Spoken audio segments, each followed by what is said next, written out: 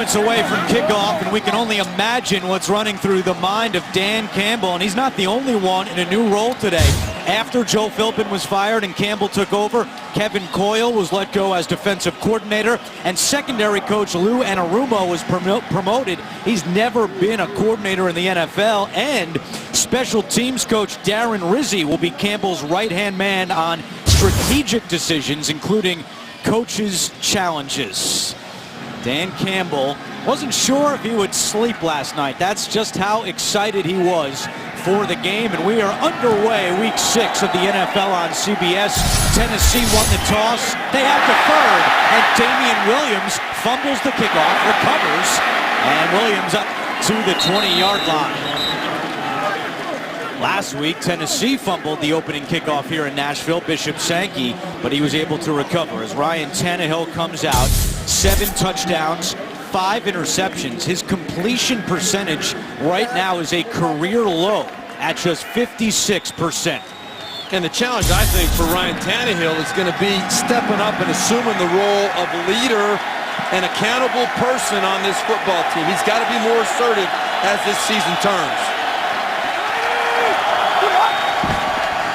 Miami wants to run the ball today, and that's the way they start, with Lamar Miller getting a couple on the carry.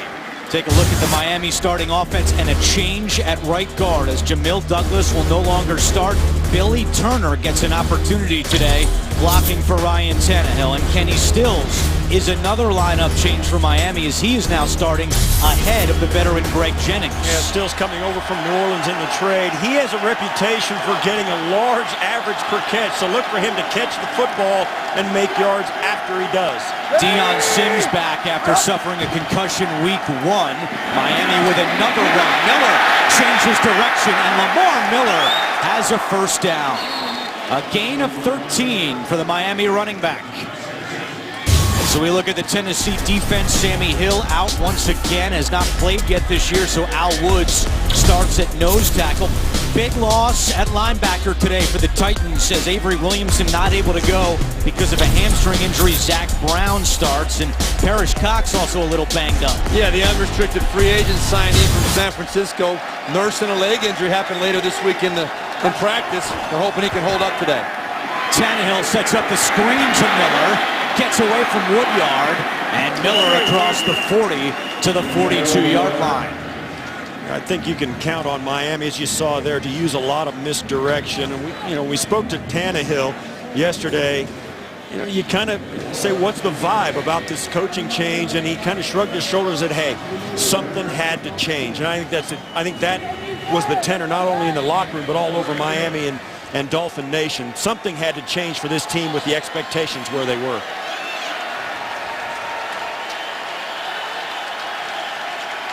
On 2nd and 6, Cameron goes in motion.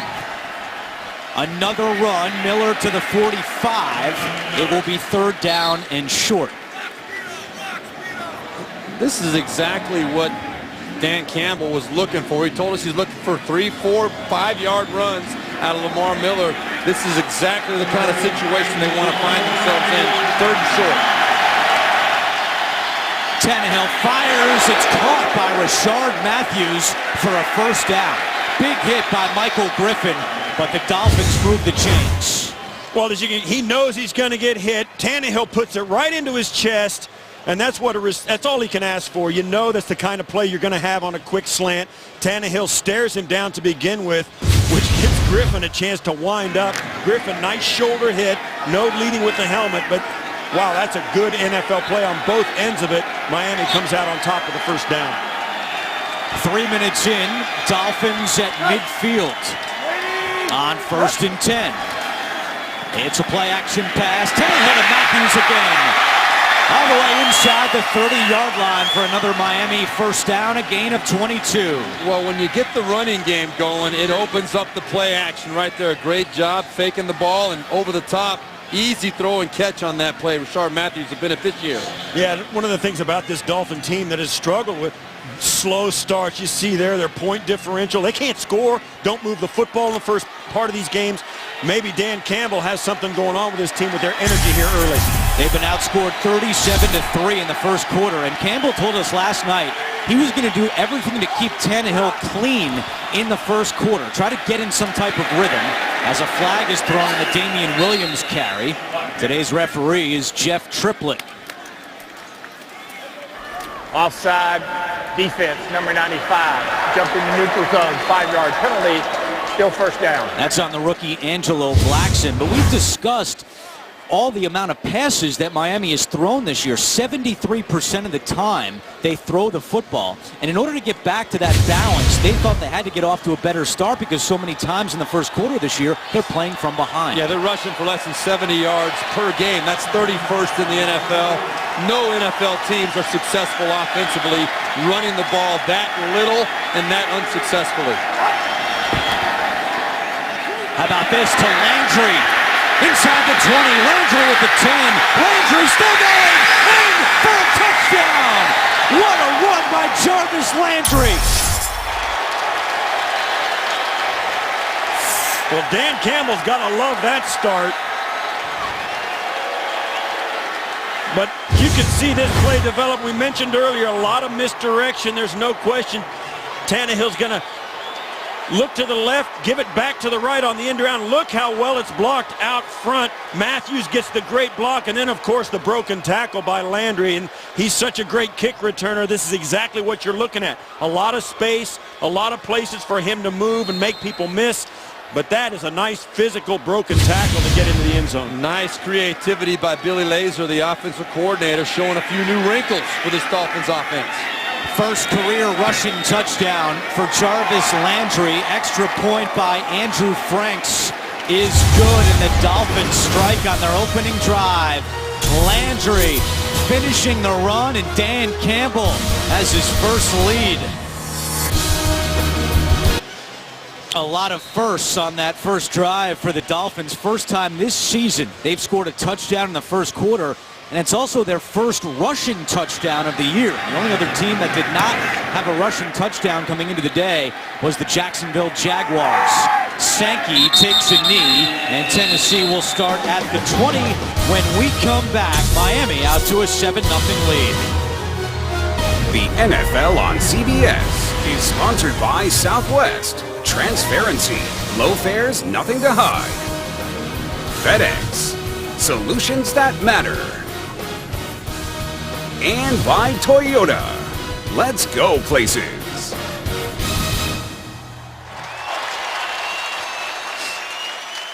Back in Nashville, a lot of Dolphins fans have made the trip to the Music City. They always travel well, and they've seen Miami jump out to a 7-0 lead as Marcus Mariota with his first chance here in Week 6. 8 touchdowns, 3 interceptions on the season for the rookie quarterback. Kendall Wright. And he is stuffed. That Miami defense was not fooled by that play. So we take a look at the Tennessee starting offense. Chance Warmack, after missing the last 2 games because of a knee injury, back in at right guard. He'll be challenged by Ndamukong Suh today. And you saw Kendall Wright. He's made some comments last week after the game that didn't feel like he was relevant in the offense, wanted to get the ball more. We spoke with him yesterday. He said he felt embarrassed, and he apologized to his teammates for those comments. And the one thing he did say is, I want to get the ball earlier, as Delanie Walker makes the catch at the 30. And they obliged on that first play. They threw it right to Kendall Wright. Yeah, they wanted, Kendall Wright made it clear, he just wants to be more involved early in the ball game, get his rhythm going. But we saw right there, coming right back to his favorite target, Delanie Walker. Marcus Mariota throws to the tight end more than any quarterback in the NFL. He's really got a security blanket in Delanie Walker and also Anthony Fasano. 34% of Mariota's completions go to the tight ends.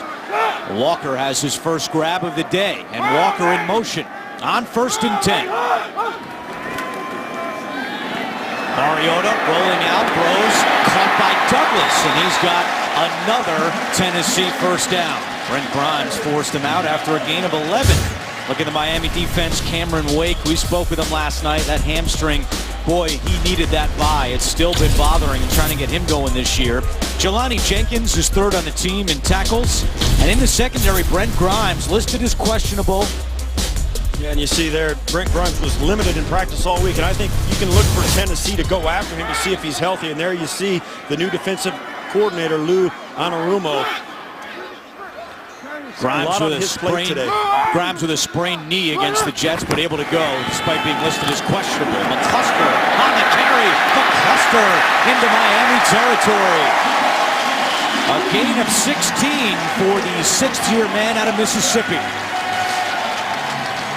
Now this is just a good, solid sweep. You know, you got a lot of talented running backs here in Tennessee. Dexter McCluster, a guy that really is quick getting to the edge, to the outside. You try and find ways to be creative with it. When he gets that lane on the outside, there are very few athletes in the NFL with more explosive quickness than Dexter McCluster.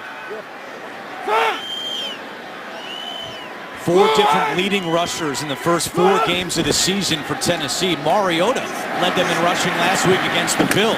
And McCluster is popped by Rashad Jones on the sideline.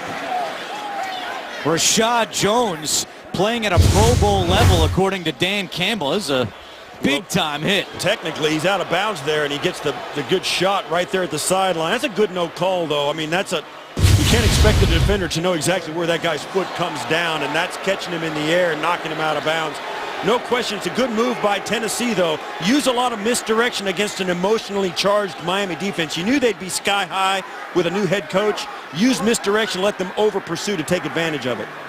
Dan Campbell wanted his team to be more physical. He had some very physical practices over the last 10 days. Is Green Beckham with a nice out route for another Tennessee first down. And you saw that physicality on that hit by Jones. We got a man down in the backfield for Miami. But what a nice throw and catch. Good to see Tennessee getting Dorial Green Beckham involved early. I think he's going to be a factor as this season goes along for Tennessee. You see right there a real nice route. That's one of the things that that Kendall Wright told us. For a big man, this guy's 6'5", 237 pounds. He has great feet for a big man. Jordan Phillips, the injured Dolphin. We're back to Nashville right after this. Ken Wisenhunt's team looking for its first home win in over a year. 7 straight losses here in Nashville for the Titans. Jordan Phillips was able to walk off under his own power, the rookie out of Oklahoma. Mariota has started 4 of 4. It's 1st and 10.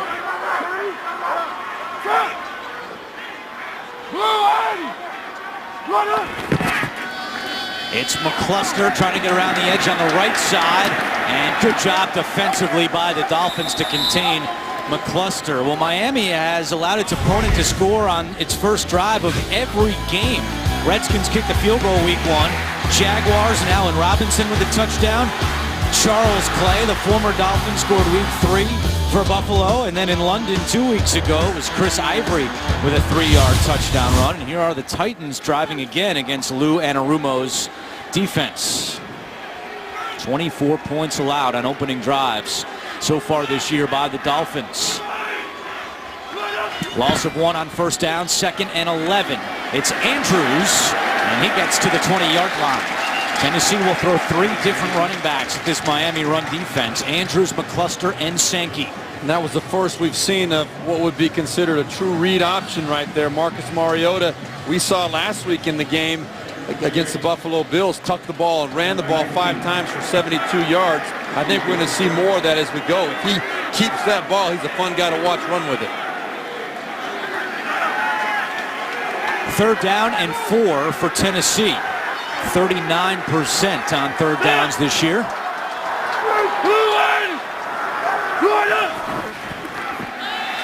Mariota, and that pass is incomplete, intended for Green Beckham.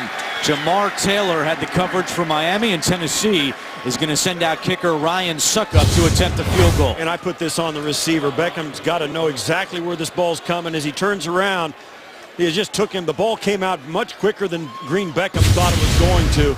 And that's a timing issue. Dorial Green Beckham, you got to suspect he's not the guy that gets that throw every single time. I think a lot of those reps go to Kendall Wright and Justin Hunter. It's a 37-yard field goal attempt for Suckup, who is 4 for 4 on the season. 2 on the play clock. Kick on the way, and it is good. So Tennessee not able to match the touchdown by the Dolphins, but the Titans are on the board with 5:28 to go in the first quarter. It's 7-3 Miami. The NFL on CBS is sponsored by FanDuel, the leader in one-week fantasy football. And by Chili's Mix and Match Fajitas with new prime rib and shrimp.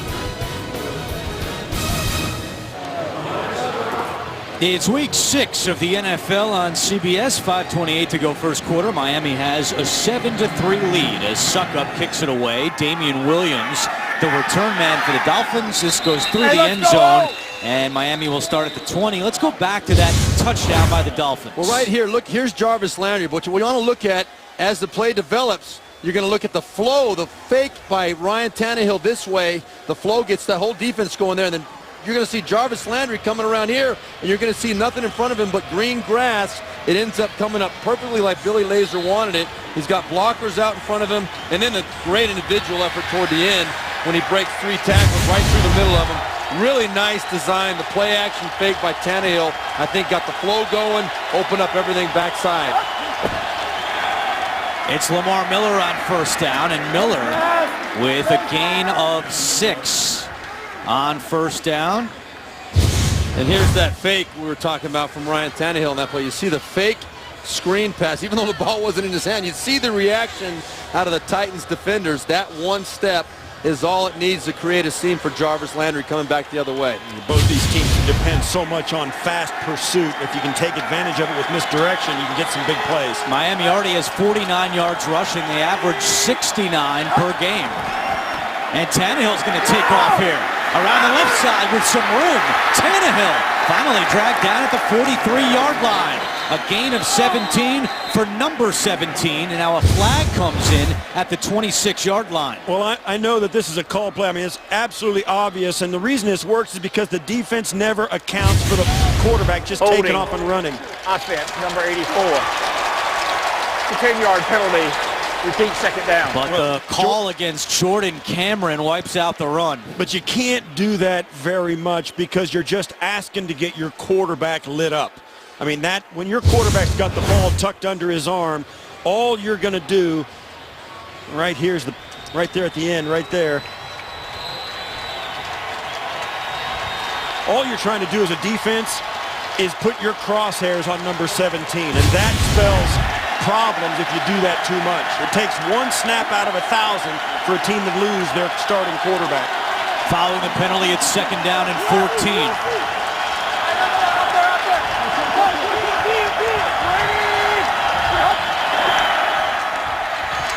Tannehill, pass is caught at the 30-yard line. That was Matthews bringing it in, and that's good for a Miami first down, a gain of 17. Well, that's a nice conversion for Miami. You've got another player down. This is a Tennessee Titan player. That's Michael Griffin. Michael Griffin, yes. But a good call by Billy Lazor right there, throwing the slant, trying to pick up half of it, but you get it in the hands of one of these talented receivers. They turn and go north and south, picks up the first down. Griffin, the 9th-year safety out of Texas, now being attended to by the Titans training staff. Michael Griffin hobbled off trying to stretch out his left leg, so we'll keep an eye on that. The 9th-year man out of Texas.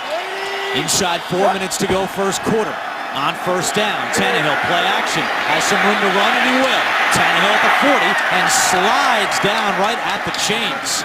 With the spot, they're going to give him a first down.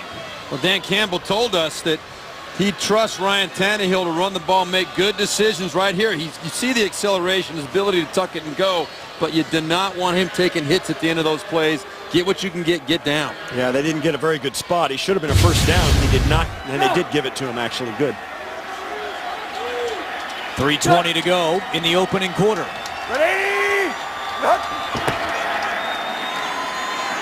Miller on the ground up to the 45-yard line. So you saw Michael Griffin hobble off. We'll see if he can come back. Meanwhile, Parrish Cox, who we mentioned earlier, questionable with a hamstring injury, was able to go, but he's not out there right now. We've been told that his return is questionable. So a couple of injuries now in that Tennessee secondary. Cox, the fifth-year corner out of Oklahoma State.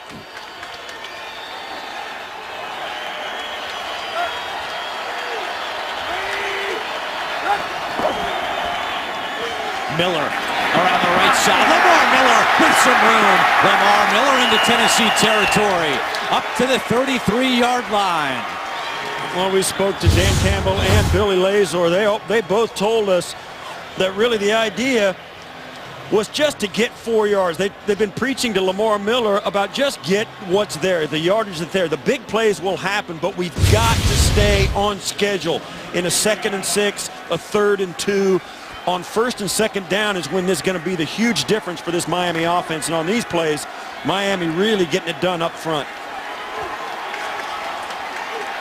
Miami has run on 7 of its 11 plays so far in the first quarter. This time to the air. Tannehill looking for Landry, and it's caught. Landry at the 15. They're saying he was down. What a grab, though, by Jarvis Landry as the Dolphins offense continues to click. Again set up. You see a nice route by Jarvis Landry coming across the field, but again set up. You mentioned it, Andrew. 7 of the 11 plays have been runs. They're running the ball effectively. That creates holes in the defense off the play-action game, and Ryan Tannehill very accurate with that football today. Miami in the red zone. They're 5 of 10. Coming into the day, scoring touchdowns inside the 20. This is Jonas Gray on the carry, and Tennessee able to meet him at the line of scrimmage. Never miss a moment of football action with the CBS Sports app. Every play, every story, and every highlight right as they happen. Download the CBS Sports app now at cbssports.com/mobile. So now again, we saw another attempt at a run on 1st down there from Miami. This is a team that over the first 4 games of the year only ran the ball 65 times. That's the lowest in the last 50 years in the NFL. So a new commitment under Dan Campbell to run that football.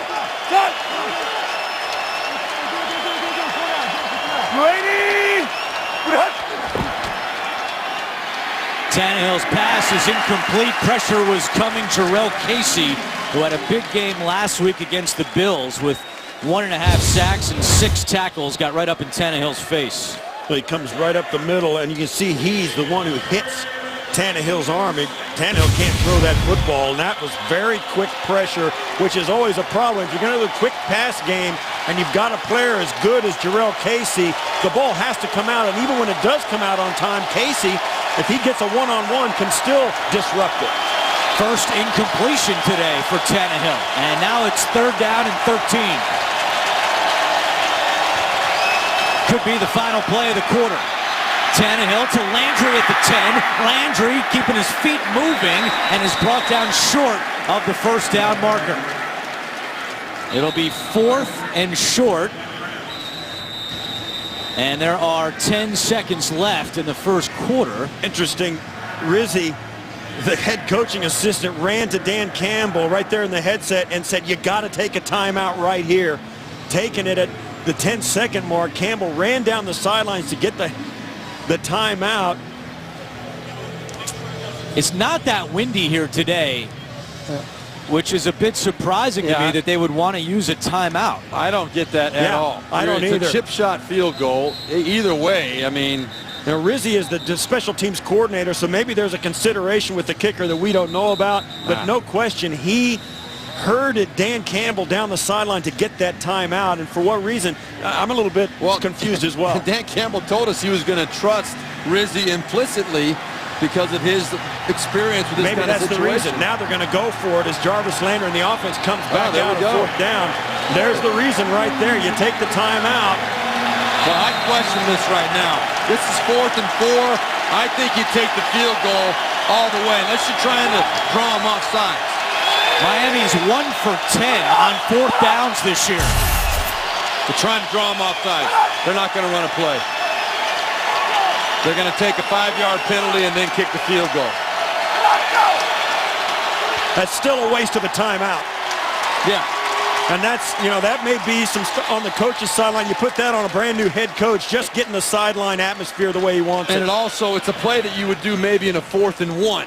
a short yardage situation where they really believe you're going to line up and run the football. 4th and 4, they're not worried about you lining up in a run formation. That's the coaching staff. That's right. Just That's an experience. they're finding their legs. Yep.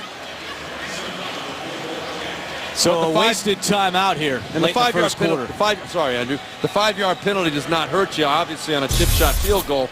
So you don't worry about that. But you're right. You waste the timeout. Those are things that come back to haunt you late in the half or late in the ball game.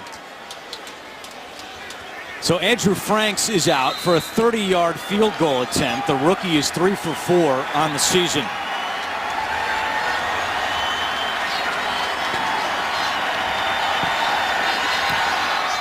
Franks' kick is good, and Miami takes a 10-3 lead with 6 seconds remaining in the first quarter.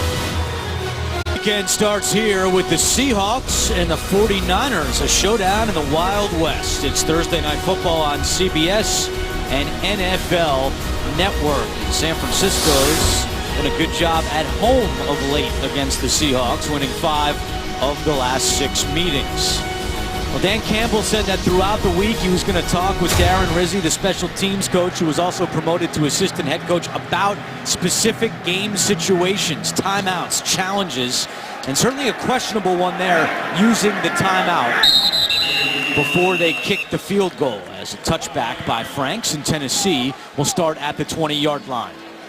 Miami had only scored 3 points in the first quarter this year in their first 4 games. They have 10 today, and that was a big thing that Campbell hit hard this week at practice. Get off to a fast start, and they have scored on both of their possessions. You knew it would be a big emotional lift for the Dolphins coming in here on the road in the us versus the world mentality with a new head coach.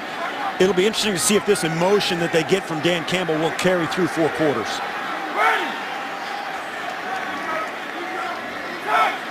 Antonio Andrews at running back on 1st and 10. Mariota over the middle to Walker for another Tennessee first down. Second catch for Delaney Walker. And that is the end of the first quarter. Miami leads 10-3. We'll return to Nashville after these messages. You're watching the NFL on CBS, home of Super Bowl 50.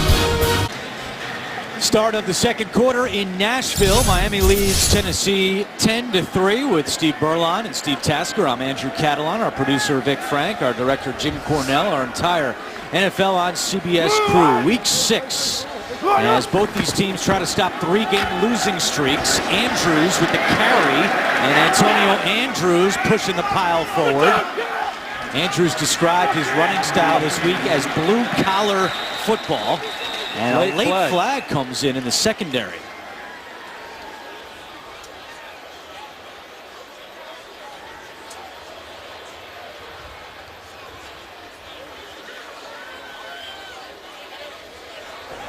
After the play is over, personal foul, unnecessary roughness. Number 24 in the defense. 15-yard penalty at the end of the play, automatic first down. That goes against Bryce McCain of the Dolphins. And that penalty moves Tennessee into Miami territory. That happened so late. I did not see what happened. And it was, you know, there wasn't a scuffle or anything. I don't have any idea what that penalty was.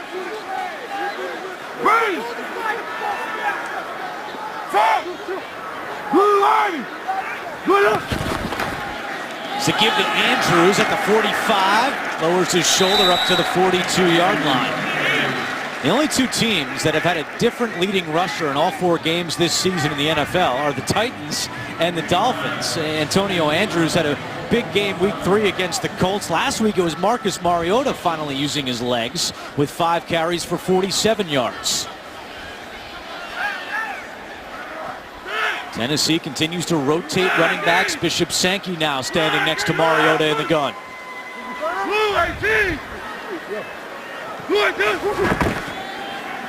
Cameron Wake coming with pressure, and the Dolphins have their first sack since week 1. Cameron Wake only had 1 tackle through the first 4 games of the season, but he brought the heat on this play. Well, it's Cameron Wake and also Ndamukong Suh. They both, the two guys that the Dolphins have been expecting to get it done, do so right here. Suh and Wake jumping in, getting penetration. Ndamukong Suh beating a double team, and Wake and the speed rush on the outside against Patasi. Wow, that's what the Dolphins have been looking for. That hamstring looked pretty good. You mentioned it too, Andrew, earlier in the game. That was explosive off the edge by Cameron Wake. Mariota looking sideline. Catch is made, but out of bounds was the receiver. And look, Marcus Mariota is shaken up. There is a flag down, but Mariota is the concern right now. Personal foul. Roughing the passer. Number 50 of the defense. 15 yards, automatic first down. Well, that's Vernon coming off the edge for the Dolphins, getting there. Looked like a little bit late, perhaps low on the back. And the crowd just got a load of this replay right here, and that's the left leg, and he may get hurt by his pocketbook on that. Well, Ken Whisenhunt out to check on his rookie quarterback. We're back in a moment. Mettenberger out on the field. He'll have to play at least one snap at quarterback, but it could be more after this low hit by Olivier Vernon on Marcus Mariota. And the question is whether or not the rusher who hits Mariota was tripped or went low by his own volition. He decided to go low. Now he can stay in. Yeah, He there can't was stay a in the ball penalty. game and has elected to do so. Now, How about that? Doesn't want to miss a play. Because of the penalty, he did not have to come out for a snap. Mettenberger was out there taking snaps, thinking he was going in, but Marcus Mariota showing his toughness. Here's the look. You're going to see Vernon right here. He spins off it, and look at this. He's not tripped. He goes low at Marcus Mariota, below the waist. That's going to get a little bit of attention from the NFL. Be surprised if he doesn't get fined for that low hit.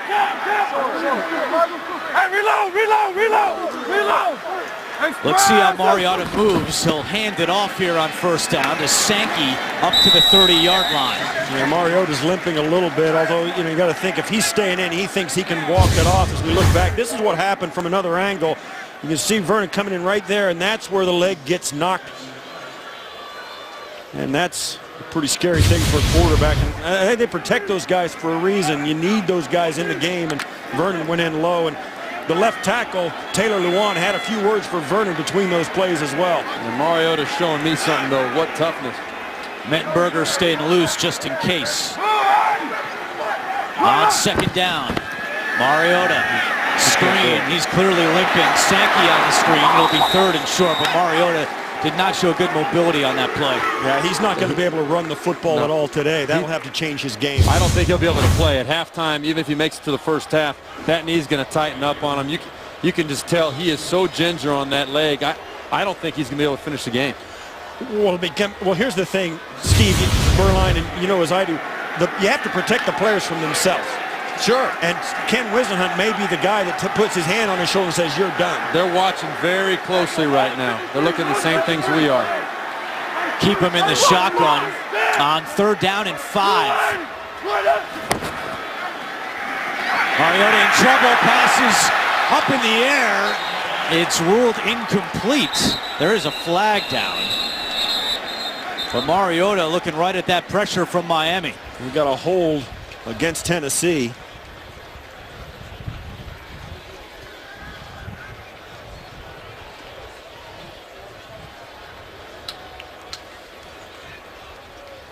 This goes to Dan Campbell. He may want to decline this penalty, put it to fourth down, or he may accept it and get him out of field goal range. Offense, number 70.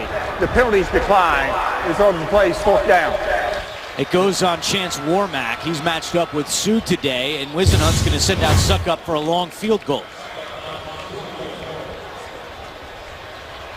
Dan Campbell said he was going to cut his front four loose today. He needed to get them going at the quarterback in Miami, which has struggled to put pressure all season, is getting to Marcus Mariota.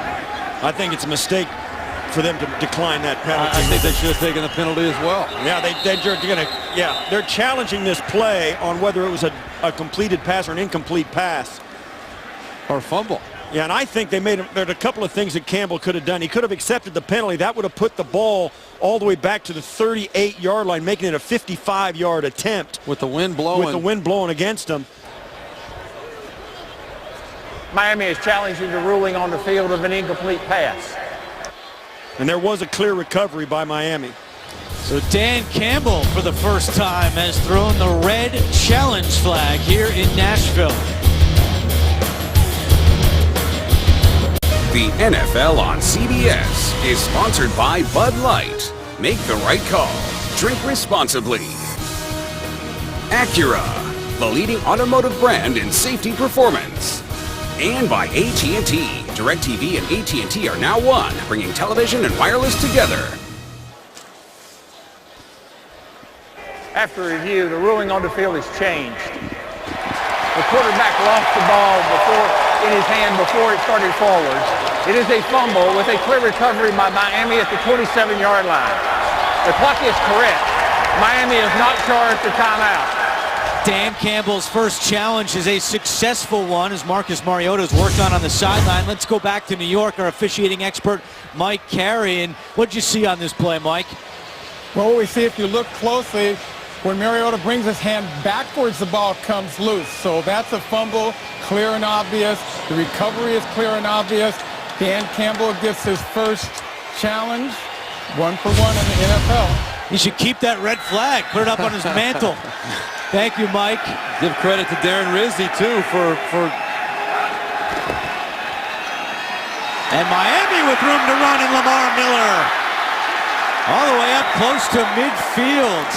A gain of 20. Now here's how the mechanics work on that challenge for Miami.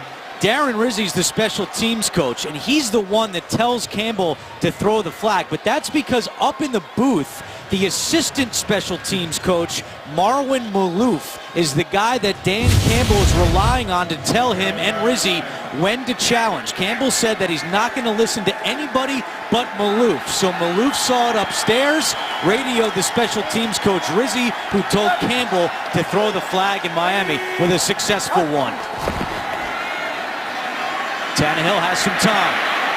Now it's caught by Deion Sims, who, again, playing in his first game since suffering that concussion week 1. Well, that was a long chain of command that you just narrated, but it went Dan Campbell's way, and yeah, little success there, yeah. He's still, at heart, he's still a player. I mean, there's no, we all thought that when we met with him yesterday, and I think the players responded to him, and that's one of his greatest assets. Tannehill over the middle, it's intercepted! Michael Griffin off the deflection. Griffin with some room to run. Griffin dragged down at the 31-yard line. The pass was tipped, and Michael Griffin comes away with his 25th career interception.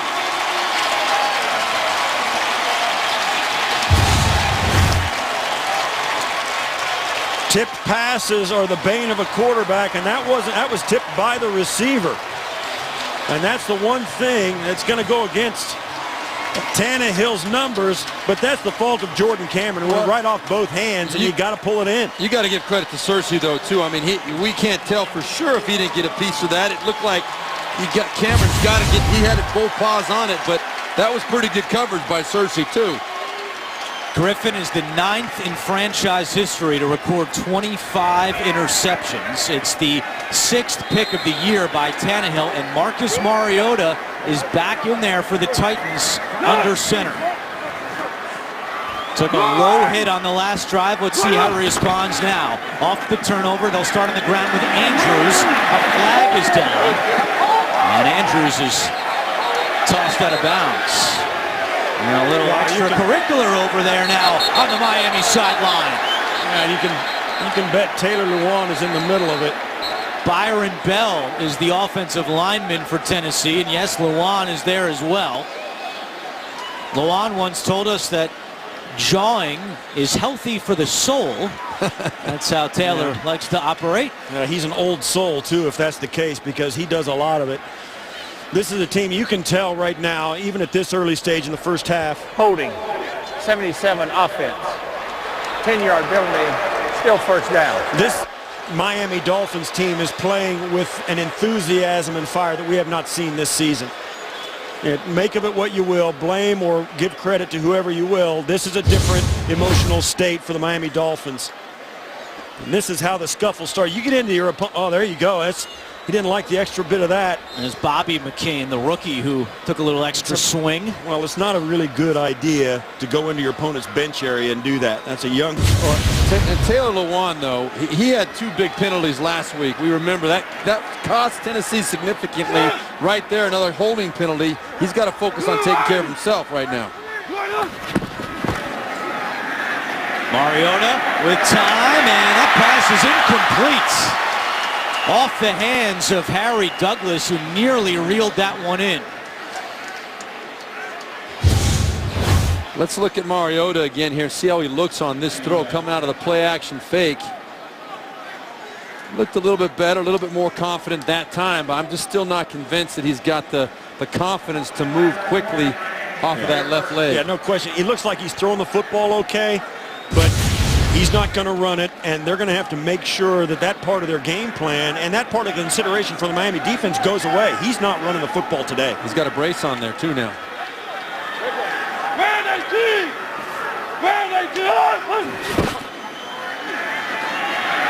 Mariota. That pass is caught by Justin Hunter. Hunter is 6'4". He's got a 78-inch wingspan, and he used his big frame to bring this one in. Yeah, this ball was snapped early. Nobody on the offense was quite ready for that ball to be snapped. Schwanke got rid of it a little bit quick, but this is a great job in the secondary as Hunter goes up high and gets that. That's why 6'4" receiver every so often, man, does that come in handy.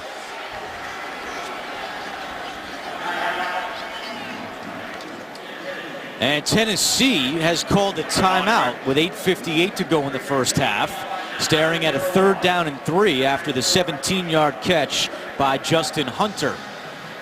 Yeah, Marcus Mariota, I mean, you can't say enough about how he has won his teammates over. He was dealing with an ankle 2 weeks ago. He's hobbled in practice, continued to take every rep. Here today, we saw him go down and stay down, the team electing to use a timeout to keep him in the game, and he's significantly hobbled today. Tomorrow on CBS, the team of geniuses throw a Hail Mary to stop a bomb from landing in the wrong hands. Catch a brilliant new Scorpion tomorrow at 9/8 Central, only CBS.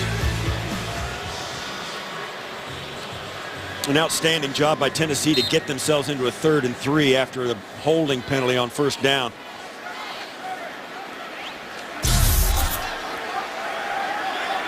Let's see if they can convert. Tennessee 0 for 2 on 3rd downs today.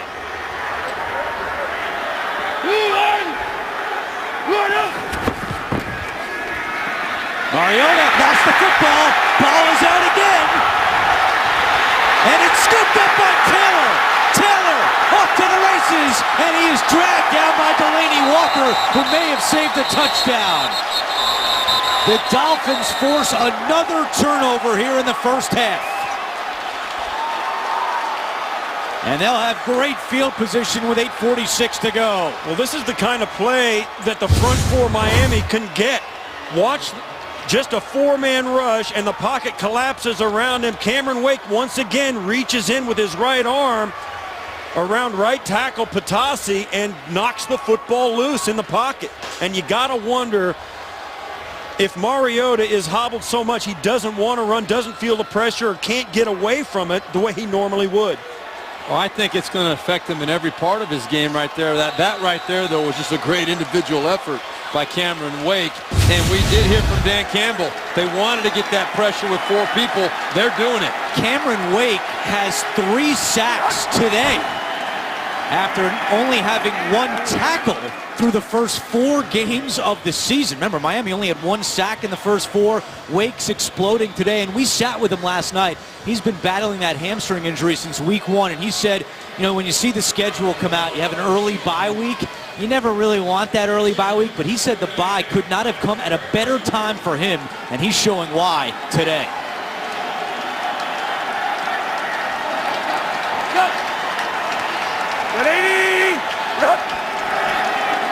Tannehill to Miller, and he's wrapped up quickly. It was Wesley Woodyard closing for the Tennessee defense. Well, against Tennessee without Avery Williamson today, the inside backer. Excuse me, this Tennessee defense, I think it's been underrated. They have really taken a step forward. We talked about it in the open with Dick LeBeau on their side of the football now, along with Ray Horton. They have been really the strength of this team. The surprise has been Marcus Mariota, but the strength has been this defense. 3rd down and 10.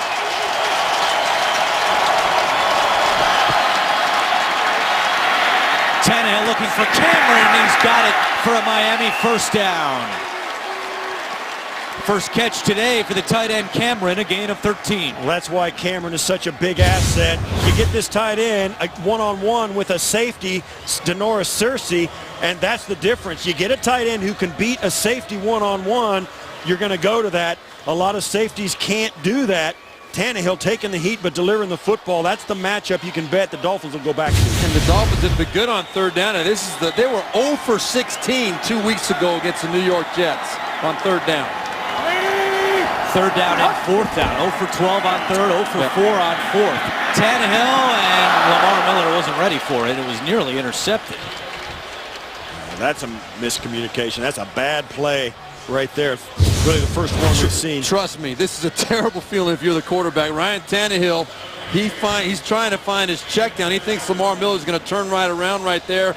And the realization that he broke out, and he's thinking, oh my gosh, this ball's going to get entered. It's the worst feeling a quarterback could possibly have. You start calculating the cutoff angle on the interception. Oh, yeah. So you're saying you've had that feeling before? Never, not me, no. 2nd and 10. Miller with some room to run. Miller to the 10-yard line. How about this? Miami has already set a season high in rush yards today. Well, coming into this weekend, the Dolphins had only run the football 5 times on 3rd down the entire season. Out of 52 3rd downs they've faced, they've only run it 5 times, and now they're running it on 1st, 2nd, and 3rd down. What an enormous difference this week in the Dolphins, their ability to run the football and their commitment to it. Damian Williams in it, running back on 1st and goal. Give it to Williams. He's tripped up and a late flag comes in from behind the play. Miami with 113 yards rushing here in the 1st half. Their season high was 102.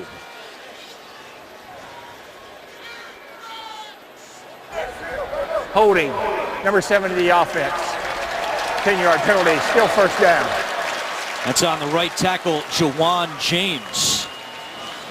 Well, let's look at this. We'll see if we can figure out where the holding took place. He's right here on the right side, the right tackle. That's who they called, Jawan James, for the hold. I mean, to me, yeah, the arm was definitely outside. You could see him wrapped up a little bit, but man. Yeah, I'm thinking that should have been He had already caved him down inside. It was not really relevant to the play. I agree. That should have been a no call. So it's 1st and goal, but from the 20-yard line now. Tannehill screen to Deion Sims. Sims to the 10. Sims all the way up to the 6-yard line. Miami gets a big chunk of that penalty yards back. A gain of 13. Really nice call by Billy Lazor, again, the offensive coordinator. Nice setup. And really a difficult throw by Ryan Tannehill. You see how he had to find a way to get that ball to the left side over a jumping defender. That was Deion Sims. Nice to have him back this week, and good blocking out in front of Deion Sims. Right there. Look at the effort down the field by the wide receiver. That's Jarvis Landry. A lot more than just a receiver. He's also a great blocker downfield. 2nd and goal from the 7-yard line. Lamar Miller to the 5. Miller still moving, and Lamar Miller is in. Touchdown, Miami. That's the 1st rushing touchdown of the season for Lamar Miller.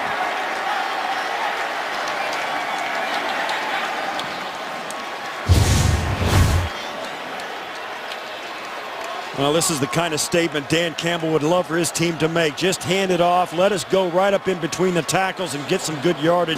Miller finding his way into the end zone, overcoming the holding call on 1st down and getting the ball into the end zone. There you see Dan Campbell greeting his players coming off the field, grabbing a handful of jersey. That That's a guy that's got some things to say to his players, and they're listening. Everything Miami has done wrong so far this season, they're doing right today. They're running the football. They're getting after the quarterback. They're playing with passion and emotion. And they're getting turnovers as well.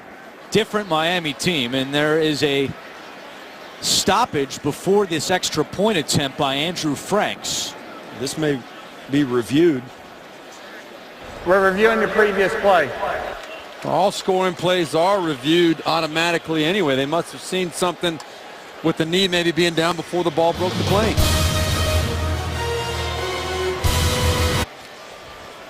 After review, the ruling on the field stands. It is a touchdown. It was closer than we thought. Mike Carey back in New York. And Mike, do you agree with that call? No, I don't agree with that one. We don't either. So here's what you see. Here's what you see. The knee is down. His hand is short of the goal line. The ball's behind his hand. I don't see how we make that a score. But we have a score now. We do, and we have an extra point by Andrew Franks, and Miami with a 17-3 lead. Thank you very much, Mike. Let's take a look at it. Saw. I don't know if the ball ever does cross the plane. And the knee's down right there. His elbow and You his... see the ball right there. Does it ever really cross the plane? I don't know. They must not... I mean, maybe that's the I don't know that we're... I mean, it looks to us like it it's not doesn't. definitive. Well, Week 6 continues later today on CBS, and for some of you on Fox, and then tonight with Sunday Night Football on NBC, and tune in tomorrow for Monday Night Football on ESPN. Miami is the only team to score 20 points or less in every game this season, and they already have 17 with 5:07 to go in the first half, and they're getting it done on the ground. 120 yards rushing. A new season high for Miami. You know, Dan Campbell said he spoke to a number of different mentors and coaches leading up to this first game, including Bill Parcells. He used to play for Parcells, and Campbell said nobody knows the players better than Bill Parcells. Said he only needed one conversation with Parcells to get his message. And part of that message was be yourself and change things up. And Dan Campbell certainly has changed things up with the way he's run practices, with some of the personnel changes that he's made we've seen today. And Parcells gets a little bit of an assist today for Miami's success. Here are some of the changes they've made. They made the practices much more competitive. There's one-on-one drills, and some of the things in one-handed catch drills, tug-of-war, they do some of these drills with the entire team standing around watching two guys compete, and that's something that not everybody does.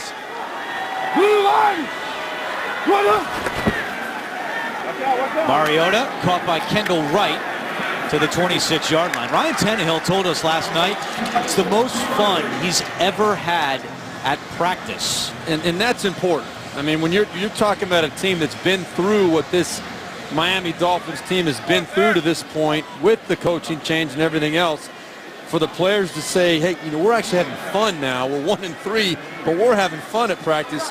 We got a lot to look forward to. Did you guys ever have a tug of war during practice? Not that I can recall. No, I've never even seen one.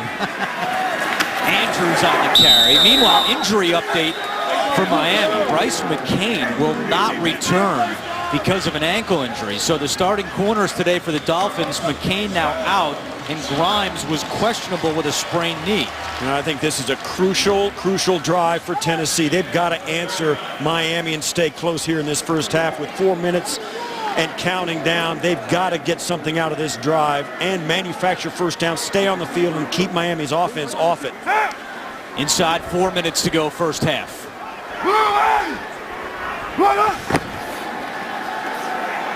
Mariota has some time, looking sideline for Kendall Wright. Nice throw by Mariota, and it's a gain of 14, a Tennessee first down. This is a great job by Marcus Mariota. When he drops back and gets ready to pass, watch how hard he looks left, and you're going to see the vision complete. He's looking over here initially, and he changes back to the right and throws a strike up the field outside to Kendall Wright. That was a very, very nice play by Marcus Mariota. Third catch today for Kendall Wright.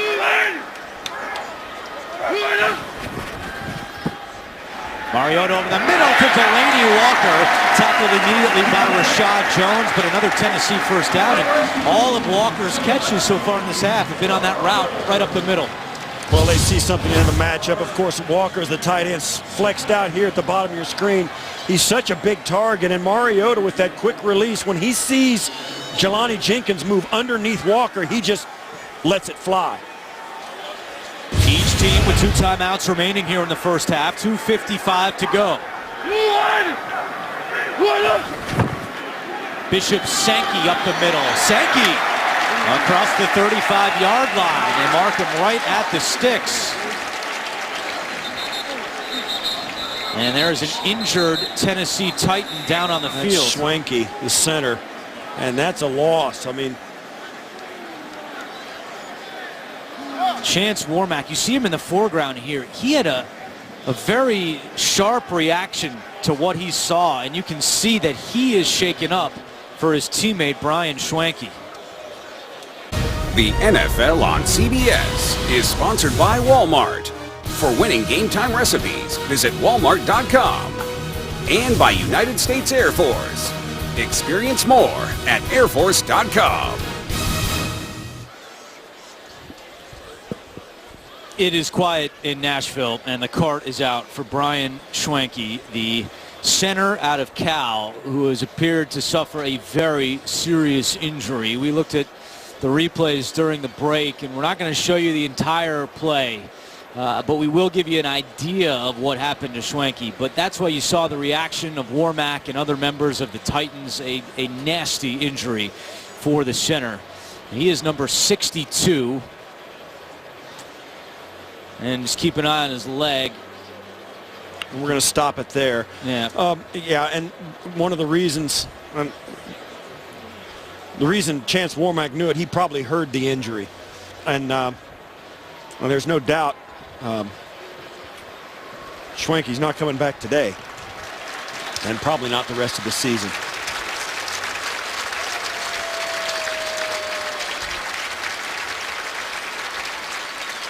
Nice hand from the fans here in Nashville.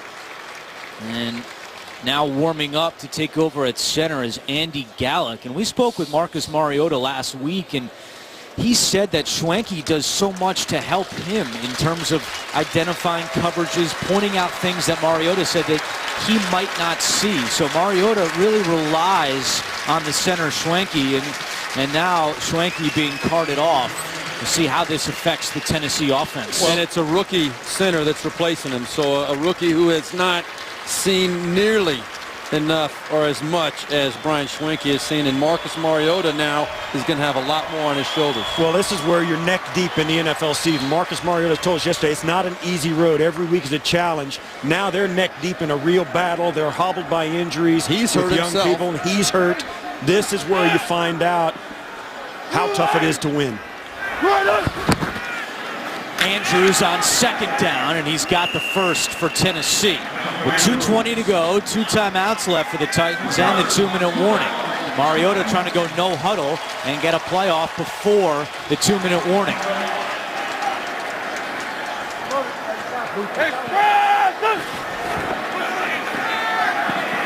Mariota, and that pass is batted down by Ndamukong Suh. Got a hand on that one, and they will be able to run one more play before the 2-minute warning. Mariota on this play, again, you can see how he's being affected. He steps up in the pocket, but he just can't move the way he wants to, and he's favoring that left leg. You just wonder if he's going to be able to come out of halftime after sitting in the locker room for 10 minutes. Yeah. If he's going to be able to come out and still do it. Yeah, you cool off, and your leg stiffens up, and there's no question he's hobbled by that left knee. Second down and 10. Mariota's 10 of 13 in the first half for 103 yards.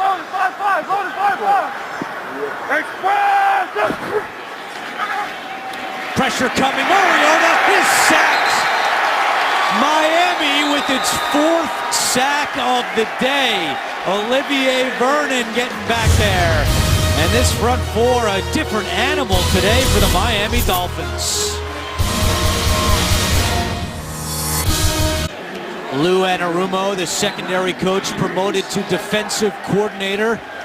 hasn't been a defensive coordinator since the early 90s with U.S. Merchant Marine Academy, but so far his defense has looked great, and Tennessee with 3rd and 22. Mariota looking for Green Beckham, and he could not make the catch. It was a little bit behind him, but no doubt a catchable ball for the big fella. You're exactly right, Andrew. I think this ball, Dorial Green Beckham is a very athletic big man. I think he just missed. He should have been able to adjust a little bit earlier and get that body around and pulled that ball in. I think he was a little late getting that head around. Mariota would like to have that one back. A little pressure in his face. Byron Bell being driven back into his face, but that ball still needs to be caught in a big moment like that by Dorial Green Beckham. It would be about a 60-yard field goal from here, so Brett Kern will punt it away. Landry lets it go. It bounces at the 4, and Tennessee downs it and around the 5-yard line. So a good punt there by Brett Kern to pin Miami deep. Well, Miami with only 1 sack in the first 4 games. They have exploded today with 4 sacks of Marcus Mariota. Yeah, it's been on him all day. And obviously, he's hobbled a little bit as well, but it's been just a manhandling up front by this Dolphins front 4. Getting to Marcus Mariota, 3 sacks, multiple hits, the ball popping out a couple of times. Now, remember, this is a team that, coming into this game, combined had only 28 hurries and knockdowns of opposing quarterbacks. That was 32nd in the NFL. No pressure on the quarterback today. Totally different story. 4 sacks. They've knocked Mariota down 7 times. And Miami runs the ball, and a timeout is called for by Tennessee. Coming up in the Verizon Halftime Report, join JB, Tony, Bart, Boomer, and Coach Cower for all the latest NFL scores and highlights, as well as a preview of Thursday Night Football on CBS and the NFL Network. That's all coming up on the Verizon Halftime Report. So Ken Whisenhunt trying to get the ball back here, but he only has 1 timeout remaining with 1:35 to go. You still got to do it, though. You got to give your team every opportunity to get the football and make something happen before halftime. For Whisenhunt, he's hoping his defense can come up with a big play, get a turnover, but at least get the stop with a chance for a punt return or perhaps a long field goal. It's Tennessee football to start the second half. Titans trail 17-3. Tannehill. And he just dives forward. Miami content to try to kill the clock and get into the locker room. But Ken Whisenhunt has called his final timeout. It'll be 3rd down with 1:27 to go. Ken Whisenhunt wants the ball back. You figure if they can hold him here on 3rd down, they'll get the ball back somewhere around midfield with maybe a chance to move into field goal range or a little bit more. So it's smart play by Ken Whisenhunt. Smart decision. Wake up and watch with the world. For the first time ever, the NFL is streaming a live game on Yahoo when the Bills take on the Jaguars from London next Sunday morning at 9:30 Eastern. You can learn more at yahoo.com/NFL stream. So it's 3rd down and 1. So far today on 3rd downs, Miami is 2 for 3.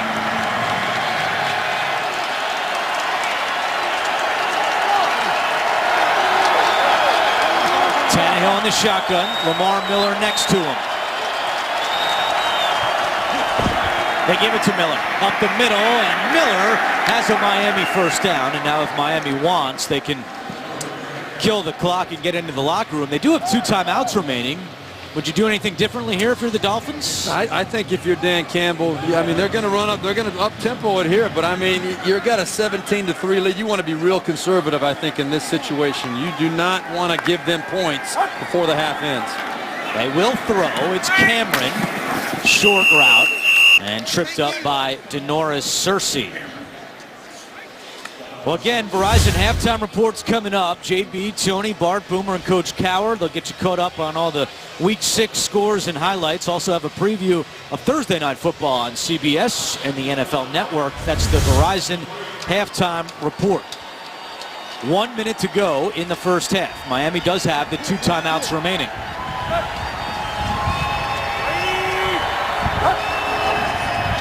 Wind is picking up a little bit here in Nashville as that pass is caught on the sideline. Yeah, they got the 1st down with that, and that's the decision making now where it changes for Dan Campbell and his staff. First catch today for Kenny Stills. Now that they had some success, really they're only looking to get perhaps a long field goal. They've got 55 seconds and 2 timeouts. That's time enough for them to get something going, particularly since they've had early success here. And they've gotten kind of out of they've got some breathing room in their own end. Now Stills slowly walks off and being looked at by the training staff on the Miami sideline. Stills got the start today ahead of Greg Jennings. Now it cost him a timeout. Stills couldn't get off the field. The trainers walked out to meet him, and that cost Miami a timeout. Yeah, that's significant. And yeah, that's. I do believe still, though, that Miami, even if they had that extra time, we're going to see them be pretty conservative here anyway. It's going to be safe passes to the outside, trying to get the ball out of bounds, stop the clock. You're not going to see them being too aggressive. But if they're trying to be conservative, they wouldn't throw the football at all. Well, but I mean safe passes to the outside. You're not going to see many balls pushing it up the field over the middle right now. Miller goes in motion to the bottom of the screen. Tannehill over the middle. That pass is caught by Jennings right at the chains. Now it's a first down with the spot. 1 timeout left. Yeah, now they take the timeout. Yeah, Miami, and I don't know if I'd have taken the timeout there. I think it would have spiked it with a first down. Now they take the timeout with 46 seconds. They still need 25 yards to get inside field goal range. I think I would have saved the timeout, let Tannehill run up on first down and spike it and save the timeout. You need the timeout worse than you need the down at this point. Well, this is very much what Dan Campbell, I don't want to say was concerned about, but certainly he knew there was going to be different things thrown at him during a game on the sideline for the first time as head coach. He continued to tell us it was a group effort with all of his staff helping on these decisions, but until you actually get out there and face it, it's tough to make these calls. You're exactly right. And I am surprised. I'm going to be honest, Steve Tess, you and I have been debating this. He's showing a lot of confidence in this offense, letting them be aggressive and trying to get into field goal range. I thought with the 17-3 lead, you wouldn't even want to consider going for it and being conservative. You want to protect that lead, taking it into half, but a lot of confidence he's showing. Tannehill to Miller out of the backfield, runs out of bounds at the 45-yard line, chased out by Zach Brown, but that does stop the clock. Yeah, and you can debate this. You know, it's all of us. I mean, who hasn't sat at home and thought if you were the head coach, I'd be more aggressive than these guys?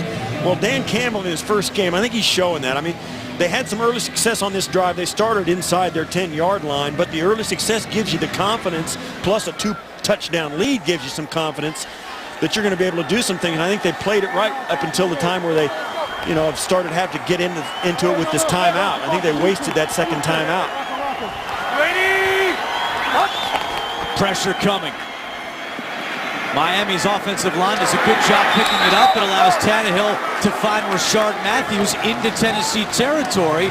From there, we're now thinking about a 60-61-yard field goal. Well, this is Ryan Tannehill's best throw of the day here. He really rifled this thing out to the sideline. Rashard Matthews, that ball was up on time, on the money, had a nice pocket, but he knew exactly where he wanted to go with that football and deliver. Andrew Franks, a rookie. His season long is 48 yards, but he does have a big leg. Hit from 54 in college.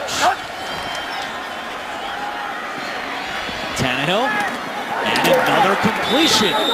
Now they've got a spike on second down.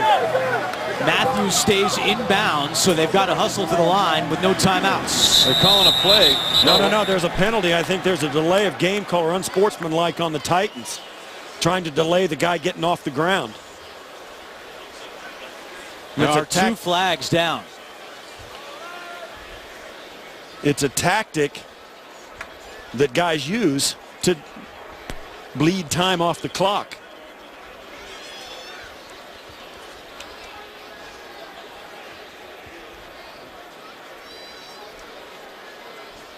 Jeff Triplett, today's referee. Delay of game defense, number 25. Took the ball and threw it away after the play. The 5-yard penalty. And Bleedy Ray Wilson, as you see, watch at the end of this play, he's going to make the tackle. And then he's going to make sure they can't get the football to spot it, which takes more time. You see there, watch this. Instead of handing it to him, he takes it away from the official. The official reaches for it. He takes it away from him and throws it away. That's a penalty. So the penalty not only tacks on 5 yards, but also allows Miami to get to the line, stops the clock. And now Miami is looking at a 50-yard field goal for Franks. 23 seconds left. Tannehill, and it's intercepted. Cameron wasn't ready for it. Sends the ball on the return and sends the ball out of bounds. Oh, costly mistake for Ryan Tannehill and the Dolphins. His second interception today. And with Miami in field goal range, that pick will cost them a chance at 3. Yeah, it's just unfortunate. They played so well getting to this point in field goal range. Quarterback Ryan Tannehill, you got to be sure when you make a throw. This is what you worry about. It was a miscommunication, receiver breaking in.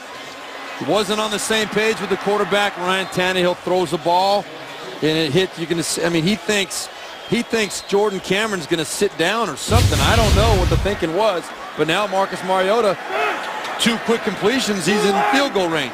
Second pick this season for Sensabaugh. First today by Tannehill. Mariota to McCluster, and he goes out of bounds after making the catch. No, they're saying he was out of bounds. Yeah. That's what I thought. McCluster He caught the ball out of bounds. Yeah, and this you talk about a couple of quick completions. They're going to be very quick now. You see there, he caught the ball with his foot out. There's no question. That's totally on him. I mean, he's got to know where he is on the football field. Well, he wanted to make something more happen than was there. Yeah, but you got to know where you're at, and he's good. I mean, there's no excuse for that. Yeah, it's a mistake. Tennessee with no timeouts, 9 seconds remain. Cameron Wake again coming, and Cameron Wake having a day in the first half. Miami with its 5th sack of the half, and that is how the first half comes to an end. Unbelievable pressure today by the Dolphins, something you haven't said all year for Miami. What a first half for interim head coach Dan Campbell and the Miami Dolphins. They lead it 17-3. We'll be back with the Verizon halftime report after this message and a word from your local station. You're watching the NFL on CBS, home of Super Bowl 50.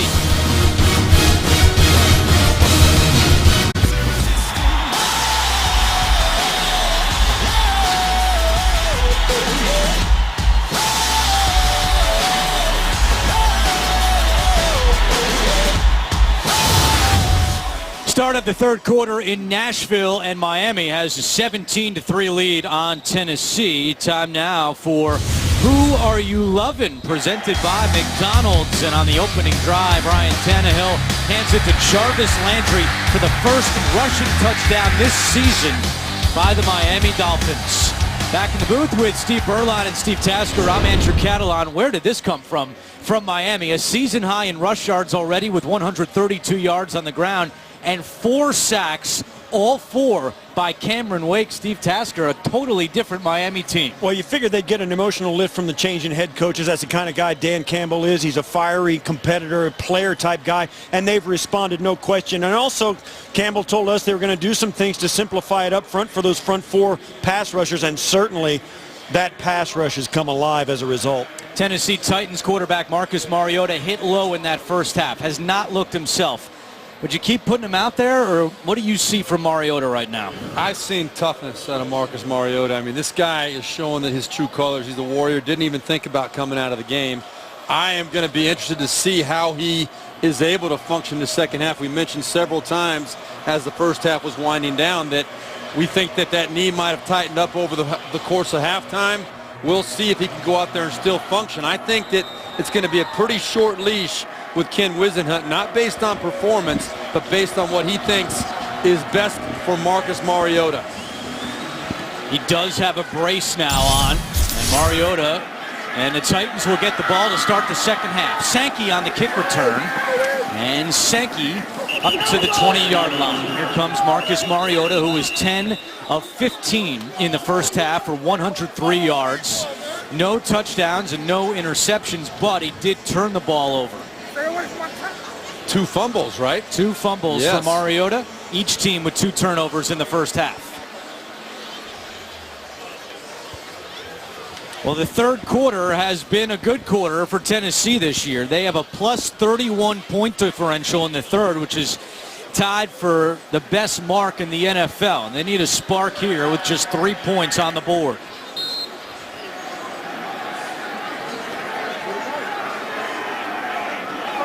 Tennessee outgained in the first half, 281 to 119. This is Andrews on the carry across the 20 to the 22-yard line. Andrew, you just said 281 to 119. This Tennessee Titans defense average this year has been giving up 283 yards per game. They've already given up their average in the first half. Very, very impressive by the Miami Dolphins. So Cameron Wake with the 4 sacks. The franchise record for Miami for sacks in a game is 4.5, which is held by Cameron Wake. Sankey goes in motion on 2nd and 7. And that pass is broken up and nearly intercepted. Brent Grimes closed quickly to get a hand on that one. Yeah, it's going to be interesting to see if Miami, and did you see him come out for the second half? They really did explode all over the Titans, and now they're starting to realize they probably had a chance to convert. So that ball got tipped halfway there.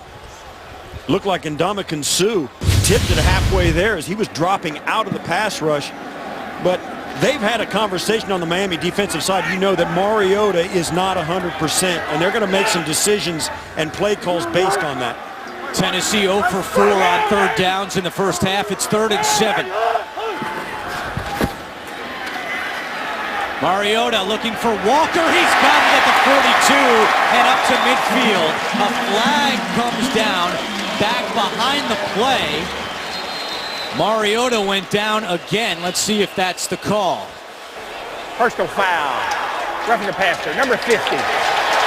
15-yard penalty, automatic first down. And that's the second Vernon time. Again. Yeah, Vernon he's the guy who rolled into and went low on Mariota, got the penalty in the first half, and he's the guy who goes in now, hits him right in the chest there. Yeah, I don't know about that call as far as roughing the passer goes, but that Miami definitely came through and said, we're going to hit Marcus Mariota. They came with full all-out pressure right there, led by Olivier Vernon. I think the only thing that I saw that might have been there was the fact that he used the top of his helmet in the chest. But there's no question they have got a target on Mariota, knowing that he can't move around like he normally does. What a gutsy throw by him, though, to make that play up the field. Tennessee at the Miami 38-yard line. Andrews wrapped up for a loss. Jelani Jenkins getting in the backfield. Jenkins 3rd on the team in tackles, adding to his total. It's a great run, Phil. Watch as he reads this, goes right in behind Chance Warmack, the guard. And that's just a great linebacker play. That is, but it's also a poor play by Chance Warmack. They were double teaming the defensive lineman. Warmack's got to have his eyes back on that inside backer and fall back and get a piece of him. 5-yard loss makes it 2nd and 15. McCluster on the delayed handoff. And he gets across the 40 to the 39-yard line. In our open, we spoke about the front four and how they had disappeared through the first few games of this season. Well, not today. Today, Cameron Wake, of course, with the 4 sacks, 4 tackles, and Ndamukong Suh's knocked down a couple of passes. Earl Mitchell has been in the backfield as well. And, of course, Olivier Vernon, now he's had a couple of tackles and a sack, but he's also had a couple of costly penalties. No question, their intensity has turned up on that front four. 5 sacks today by the Miami defense. And now 3rd down and 12 for Tennessee. Mariota looking for the screen, and Fasano is tripped up immediately. Koa Misi was not fooled, and Tennessee hearing some boos here by the home fans as Miami is forced to punt. Watch Koa Misi right here, and right here is the tight end that's going to, Fasano is going to get the screen. Koa Misi was not fooled by this at all. He's just sitting there saying, I see you, Mr. Fasano. I'm not going anywhere. And what a great, smart play by Koa Misi. So the defense of the Dolphins forces Brett Kern to come out. And Landry is awaiting the kick at the 10-yard line. High, short kick. Landry all the way up to the 20 with a fair catch. 11:37 to go. Dolphins lead by 2 touchdowns. Last month, the Tennessee Titans, St. Thomas Health, and the American Red Cross partnered together to host the Give and Get Blood Drive and Health Fair here at Nissan Stadium. Jason McCourty was the spokesman for the event. Jason and his twin brother Devin have spearheaded Tackle Sickle Cell, a campaign that aims to educate the public, increase blood donations, and raise money and awareness for the fight against sickle cell disease. McCourty is out there on defense for Tennessee. They trail 17-3. And here goes Landry, and he can't get past Derek Morgan. Miami has already set a season high in rush yards. They are getting it done on the ground. They sure are. They're doing a lot of different ways. A lot of people involved. Ryan Tannehill right here. But really, it's been Lamar Miller. They've been doing a great job of really efficient job of getting him the ball up inside. Right there was the first touchdown by Jarvis Landry. A little bit of a misdirection reverse, but pretty impressive all the way around up front. 134 yards rushing, and there was movement on the line. A flag is down. It's a great job by Miami once again, reaching out. Neutral zone infraction. Defense, number 9.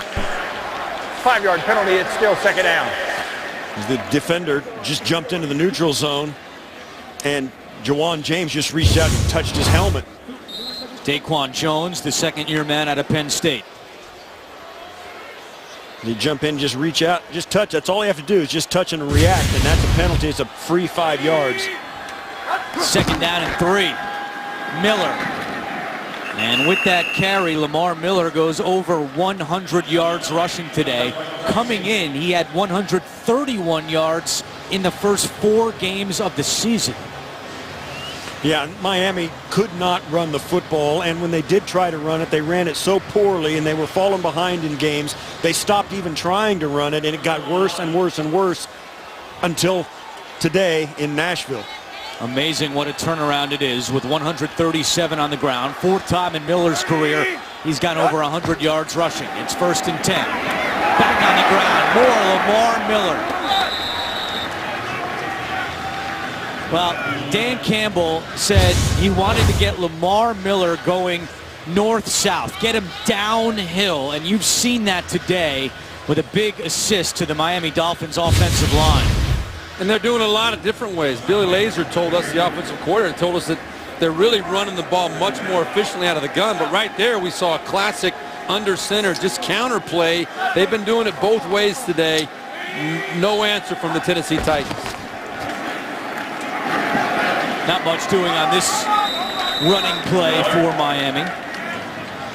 It'll be 3rd down. And at this point of the season, we've talked about it a lot on our broadcast and in other games that we've done. The whole league is turning into a league where it's almost a given that it's run and stop the run. So teams are really focusing on really getting after the quarterback and getting turnovers. But today, Miami is one of those teams that really has shown their inability to run it, has hamstrung every other effort they've made. Today, they got it on track. And when you can run the football, the other team is really defenseless. Let's see what they do on 3rd and 2. To the air. Tannehill trying to take a deep shot down the sideline. Incomplete. Jarvis Landry, the intended target, and Miami will have to punt for the first time today. The punter, Matt Darr, will come out. There is no flag down on the play. I didn't like this call on 3rd down and short. I think you need, it's kind of a rub play there. It's kind of a red zone play where you try and get it to the fade route on the corner, but I don't like that play on 3rd and short, not after the success they've had. Darr punting to McCluster. Fair catch called at the 14-yard line. 8:49 to go, 3rd quarter. It's a 17-3 game. The NFL on CBS is sponsored by Southwest. Transparency. Low fares, nothing to hide. Outback. For a limited time, steak and seafood is back. And by Hyundai, an official sponsor of the NFL. Tennessee will start this drive at the 13-yard line. They trail 17-3, 8:49 to go, third quarter.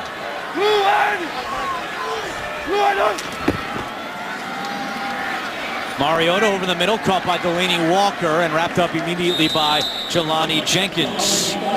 Tonight on 60 Minutes, Terrell Revis, one of the NFL's greatest on and off the field, plus the generous spirit and people behind Make-A-Wish. That's tonight, only CBS. Mariota, 13 of 19 for 123 yards. Did not throw a touchdown last week. We asked him, when was the last time in a game he didn't throw a touchdown pass? He goes, I honestly don't know. It was sometime in high school. He threw one in every game at Oregon. Does not have one again so far today. Tennessee on the ground. And it's going to be third down for the Titans.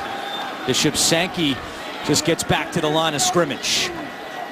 It's important, I think, for Ken Wisenhunt to keep this game under control, not to put too much on Marcus Mariota, drop back and throw it every time. That's what the Dolphins want him to do right now, and they want to beat the you-know-what out of him. But we're only 2 scores down if you're the Tennessee Titans. So you say, hey, we got to just continue with our game plan, see if we can put a drive together, get within 1 score. A lot of pressure up here in the box. On third down, Mariota, McCluster makes the catch for a first down, but there are 2 flags down on the play. And it appears to be holding against the Titans. Yeah, I think Jamon Meredith is going to get called.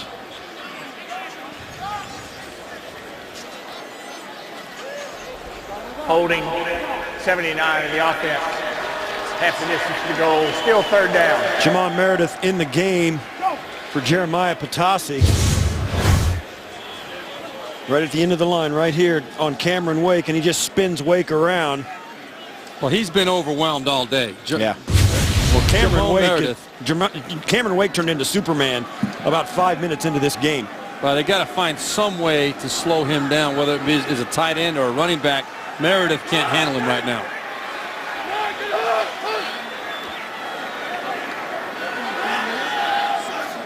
So it's third down and 13.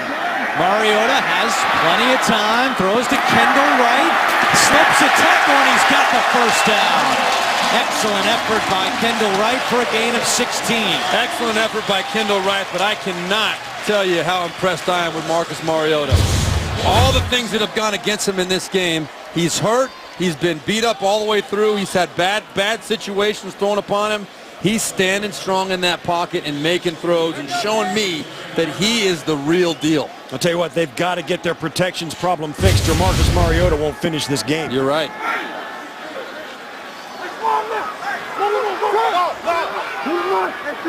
Fasano in motion on 1st and 10. It's McCluster trying the left side. McCluster across the 25. And now there's an injured Dolphin down at the 24-yard line. It's Jamar Taylor, who's just gotten up. And he's waving off the sideline. He says he wants to stay on the field. One thing about this Tennessee team that we kind of lost track of is they are number 2 in the National Football League at time of possession. They're very good at grinding out first downs. They're really good at staying on the field offensively. The Dolphins have done a great job today of taking them out of that, getting some sacks, putting pressure on Mariota, and getting them off the field. The question is, can Tennessee get back to what they're doing and stay with their game plan and not get too impatient with big plays? Inside 6 minutes to go, third quarter. It's 2nd down and 9. Mariota, quick pass is picked. Rashad Jones has a bunch of blockers, and Jones dives for a pick-6 touchdown.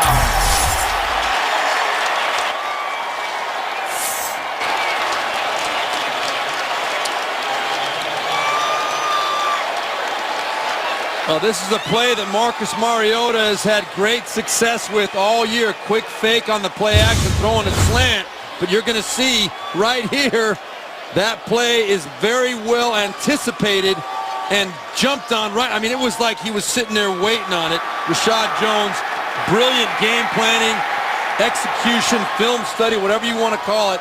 He knew that ball was coming to Delaney Walker on the inside. Yeah. You got to give Lou Anarumo, the defensive staff, everybody credit for that. That's film study, a guy making a play, being prepared in the right spot, and having the courage to jump a route where he may get beat if they do a pump fake. That was a great play.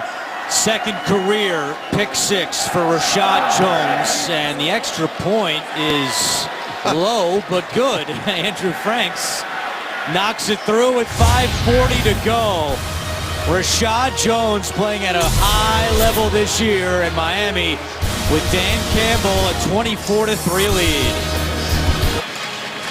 Miami had not scored more than 20 points in a game this season, but after the pick six touchdown by Rashad Jones, it's 24-3 in favor of the Dolphins. They've looked like a completely different team today, getting after the quarterback and running the ball on offense. They're looking like the team that many people were expecting to see coming into the season. Sankey on the kickoff return. And Sankey still going up to the 30-yard line. Nice return by Bishop Sankey. Been a tough day for Marcus Mariota. Got hit in the first half, has turned the ball over by fumble twice, and the latest turnover, the interception for a touchdown by Rashad Jones. The NFL on CBS is sponsored by Auto Trader. Life happens one car search at a time. And by McDonald's, now serving all-day breakfast. 5:32 to go, third quarter, and Tennessee trying to get back in this game. Mariota's pass incomplete on first down, looking for Justin Hunter. That was a complete mix-up. Justin Hunter had no idea he was even involved in the play.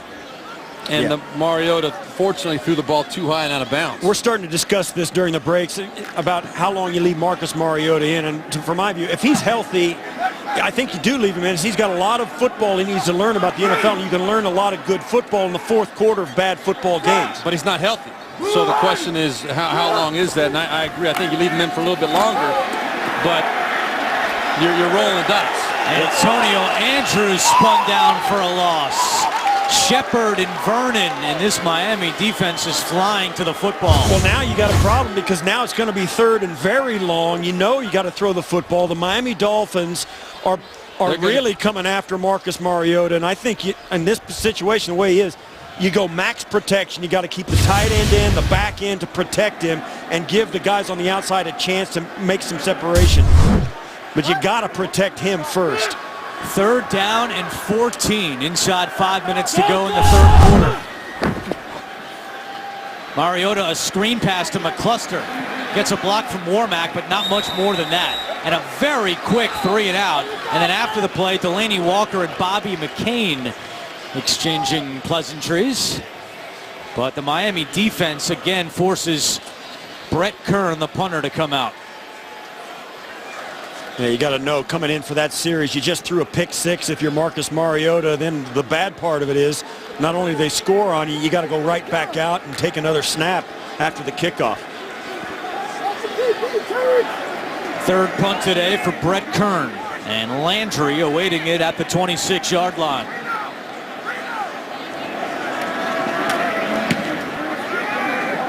Good kick by Kern, driving Landry back inside the 15. Landry up to the 20. Landry down the sideline. There is a flag down. Jarvis Landry still going and finally brought down. But there is a flag way back at the 11-yard line where Landry made the catch. There's also an injured Titan down at the 31-yard line. Damian Stafford stayed down. And Stafford now up. And everyone is walking back toward that flag, which certainly gives you the indication this is going against the Dolphins. You could see it coming. Here in the return, illegal block in the back. Return team number 49. Half the distance to go, first down, timeout. Special teams coach Darren Rizzi not happy with the penalty on Zach Vigil. So Miami backed up to start this drive. Game summary here in Nashville, all Miami Dolphins. Cameron Wake with 4 sacks today, and the Titans have turned it over 3 times, all 3 by Marcus Mariota, who's had a tough day at the office. 1st and 10 for the Dolphins, backed up after the penalty on Vigil, and Lamar Miller on the ground. Well, guys, we all have been talking this whole weekend. We all had a very, very sneaky feeling this Dolphin team was going to come out very motivated today. Dan Campbell, his energy is pumped in. The timing could not have been better. Not that I advocate making coaching changes early in the season, but this is one that had to be done, and I think Dan Campbell is a perfect fit, and this team has come out and not disappointed with their effort today.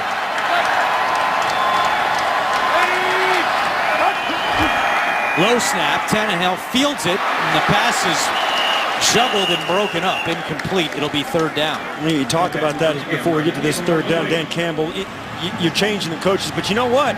There's 11 games left in the season, and rarely do you see interim coaches, hey, we're going to turn it over to the interim coach and let him keep the job. But I'll tell you what, with 11 games left and the way they started, you play like this, you're going to be in a much different place than you thought you were going to be when you made the head coaching change. 3rd down and 8. Dolphins 3 for 5 on 3rd downs today after 2 weeks ago they went 0 for 12 against the Jets.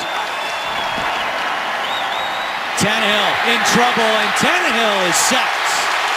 A much-needed 3-and-out forced by the Tennessee defense. Give that sack to Brian Orakpo. Well, the defense finally steps up for Tennessee.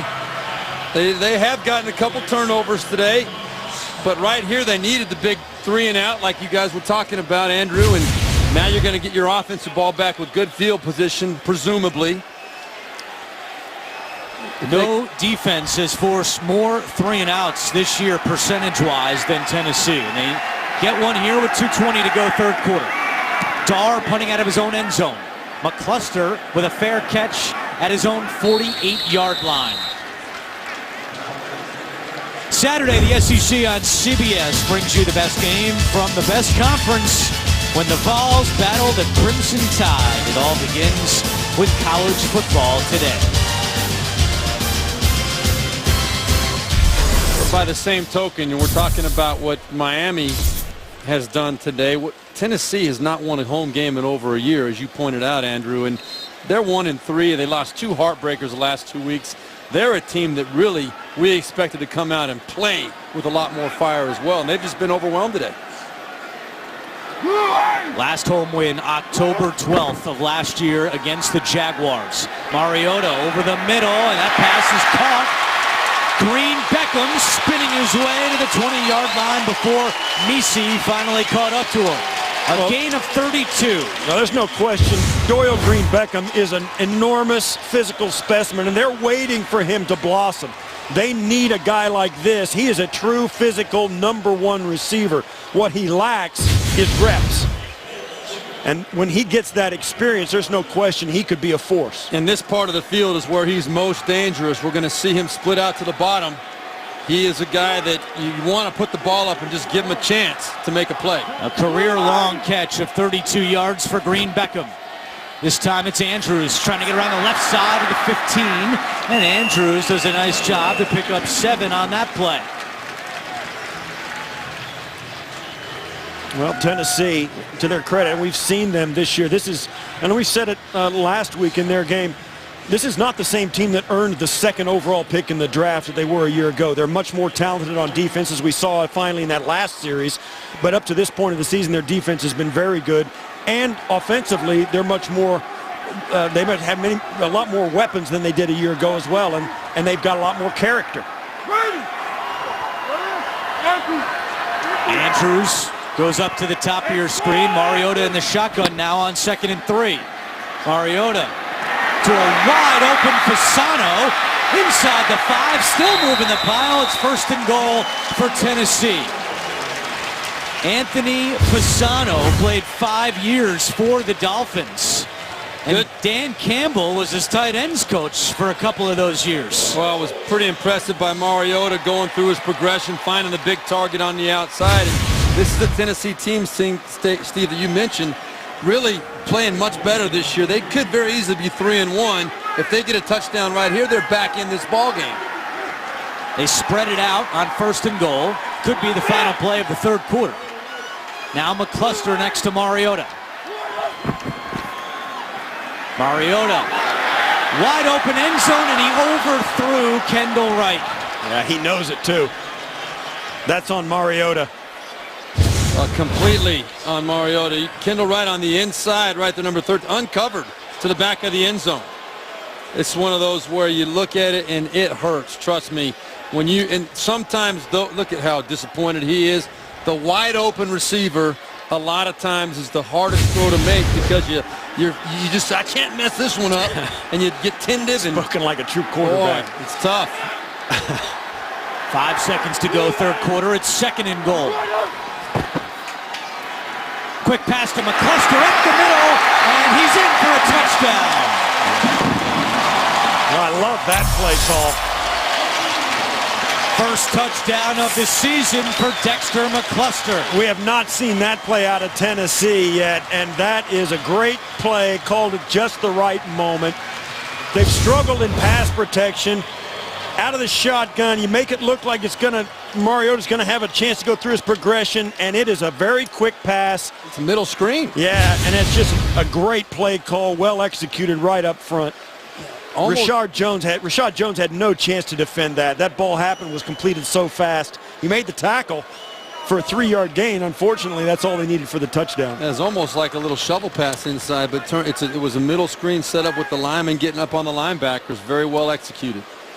A 5-play, 52-yard drive that only took 2 minutes and 15 seconds off the clock. So a quick strike by Tennessee. Here is Suckup for the extra point. He is 199 for 199 in his career on extra points. His 200th straight is good. And that is the final play of the 3rd quarter. Tennessee finally finds the end zone. Mariota to McCluster. We're back to Nashville after this message and a word from your local station. Tennessee plus 31 point differential this year in the 3rd quarter. They play that one even with Miami after the touchdown by McCluster. And to start the 4th, it's a 24-10 lead for the Dolphins. Steve Berline and Steve Tasker. I'm Andrew Catalan, our entire NFL on CBS crew. Damian Williams is going to return this kickoff by Suckup, and Williams is crunched at the 20-yard line. Your weekend starts here with the Seahawks and the 49ers. It's a showdown out west. Thursday Night Football on CBS and NFL Network. So a quick strike by the Titans on offense. They make it a 2-touchdown game as we begin the 4th quarter, and that Miami offense, which has rushed for 148 yards today, will start this drive at the 22-yard line.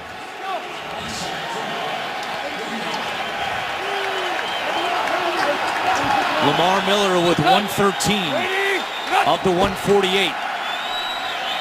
Tannehill on 1st down, and that pass is broken up by Denoris Searcy. Jordan Cameron, the intended target. That was a really nice play by Searcy, right? The good play action, fake to reverse, long developing play, and Searcy, perfect read, perfect position, man coverage against the big tight end Jordan Cameron. That's a super play by Denoris Searcy. Searcy wears number 21 because he was very close with his grandmother, who was born in 1921. They used to watch Monday Night Football together all the time. His grandmother, Virginia.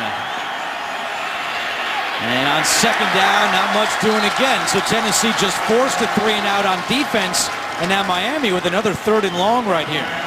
Well, it is amazing how one play or one series can energize a team. The offense did their job. First, it was a result of the great 3-and-out previous drive by the defense. The offense does their job, and now defense stepping up. The fans get into it. They know that if they can hold the Dolphins right here, they can make it a 1-score ball game. Ryan Tannehill is 0 for 3 this half. And now faced with 3rd down and 10. Titans are coming with pressure. Tannehill is sacked. Wesley Woodyard with his second sack of the season and the second straight 3 and out by the Miami offense. Well, this is the Titan defense we've seen all year. They have a great up front four, and they're very exotic. You see the loop on the inside, and what a great pass rush from Casey right there. As Wesley Woodyard actually, what a great stunt up front, and that's why Dick LeBeau and staff have really done a great job. That is the defense we've seen. Short punt, McCluster gets a running start at midfield. McCluster at the 40, great field position for the Titans with 13:15 to go here in the fourth quarter. There is a flag back at the 10-yard line. And this is going to go against the Dolphins.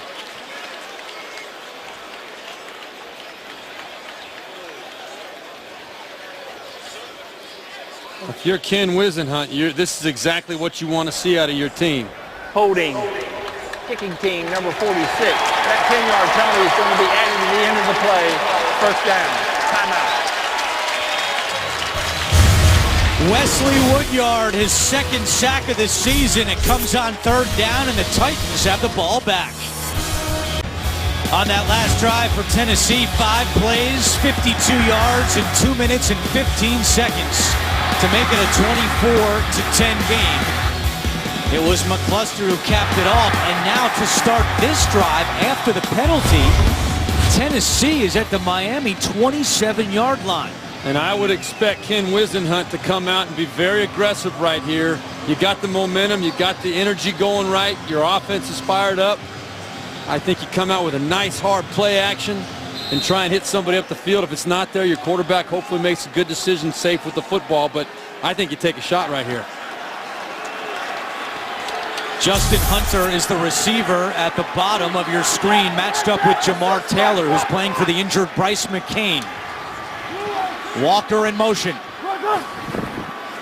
Play action. Mariota taking that shot, and it's intercepted. What a play by Brent Grimes.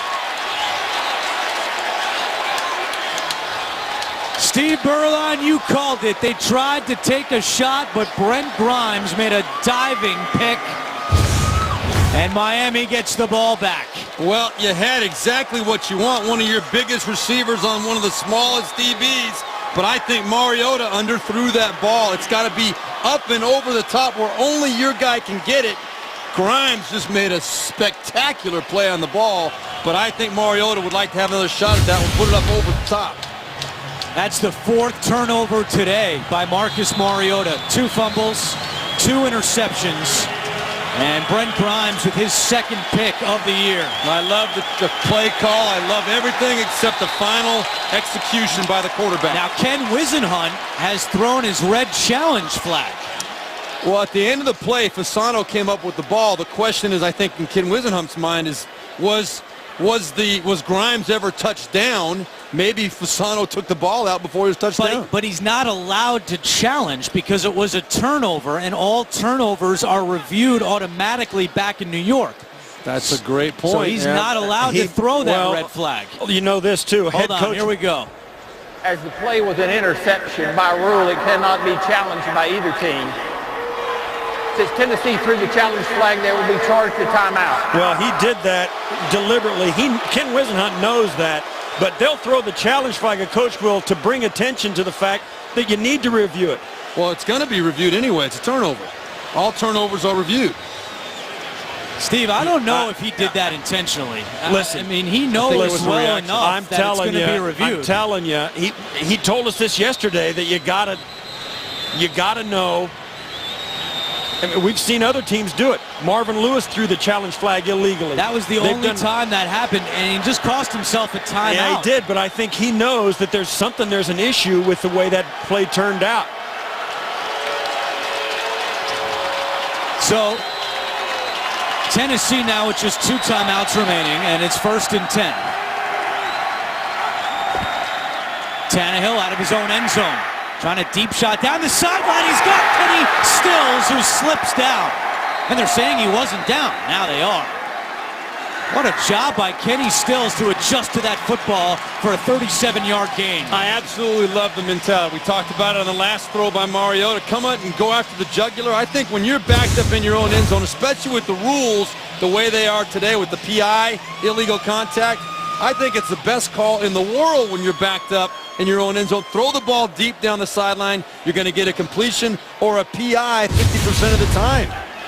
So how about that? Turning the field position around. Now Miami all the way up to the 40-yard line, and they'll go to Lamar Miller. And Daquan Jones, Zach Brown closing quickly for Tennessee defensively. When you go back and look at this game for the Tennessee Titans, the one statistic that's going to be different than any of the games they've had this year is the turnovers, the fumbles, and the interceptions. And that's the one thing that has really given Miami the chance to sustain the momentum that, well, they earned it, no question. Miami's playing good. But Tennessee has played well defensively, but because of the turnovers, they've been out there way too much, and Miami has been able to sustain their momentum. Tannehill over the middle to Matthews at the 40. Rashard Matthews upended by Cersei at the 35-yard line. What a strike from Tannehill. They pick up 24. Well, this is the way you want to see your franchise quarterback respond. He comes out when challenged. The momentum is all in Tennessee's way.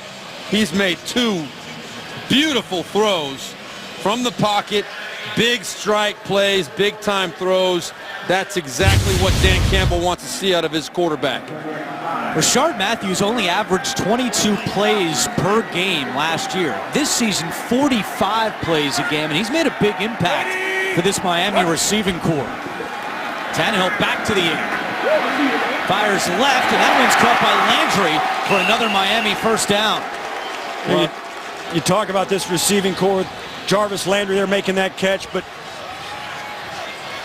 Matthews has really come into this game as a guy who started in place of Greg Jenkins and made the big difference. 6 catches today.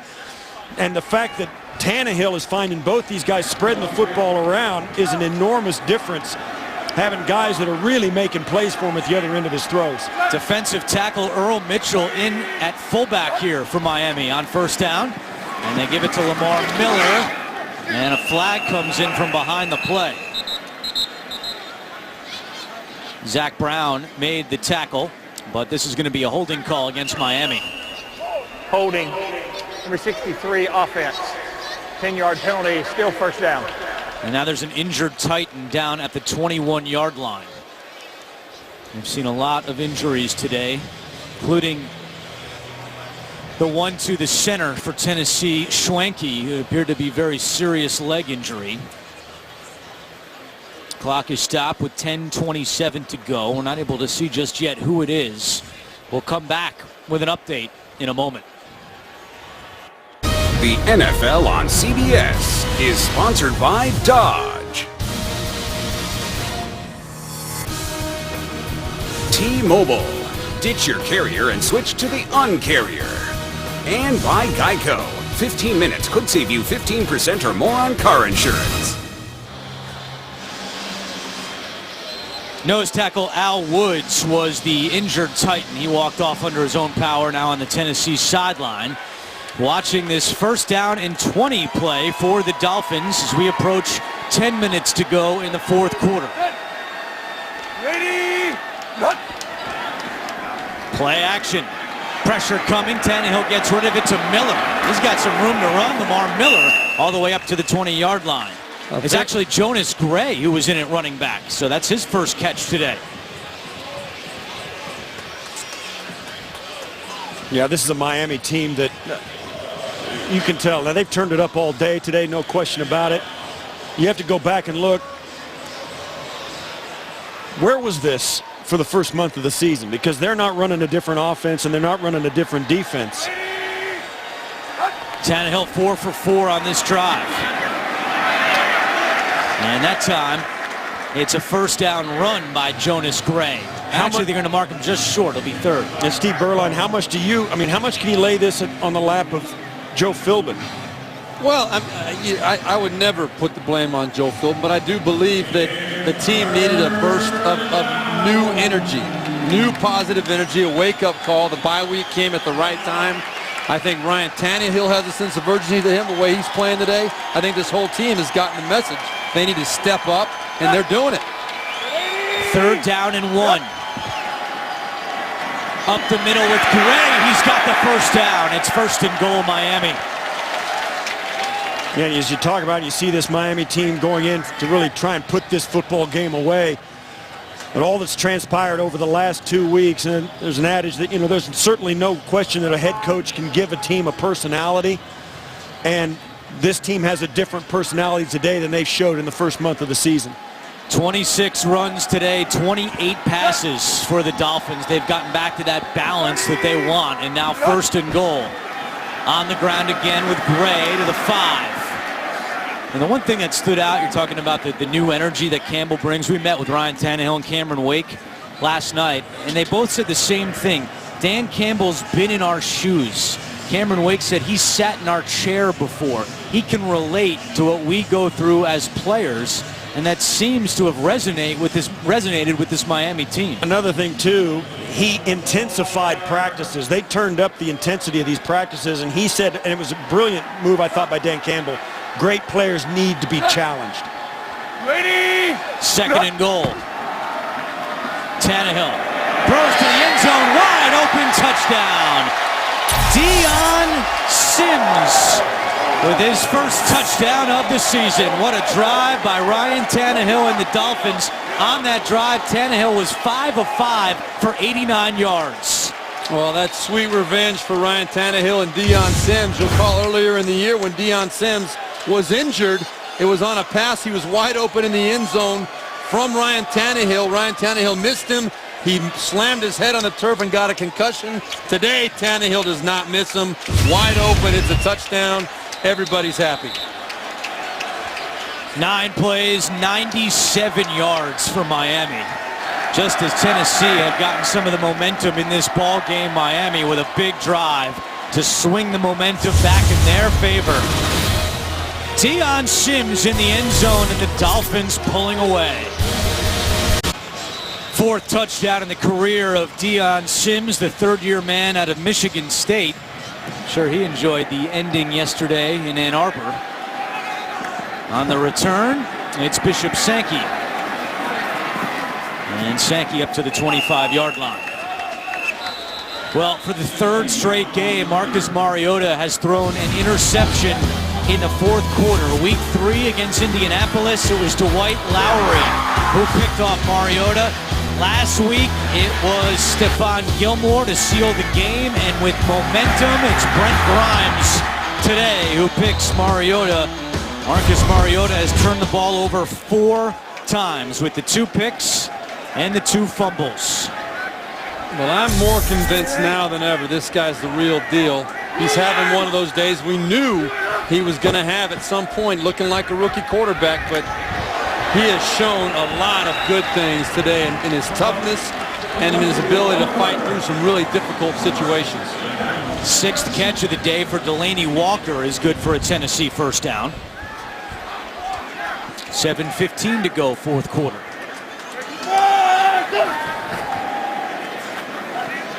Over the middle. And another catch by Walker. Rashad Jones makes the tackle. Well, the one thing that Mariota showed today, without a doubt, is toughness, because that hit by Vernon Lowe certainly took a toll on Mariota. He was affected by it, but the fact that he didn't even come out for a play, I think showed his teammates a little something. There's a flag down as Jamon Meredith was all over Cameron Wake.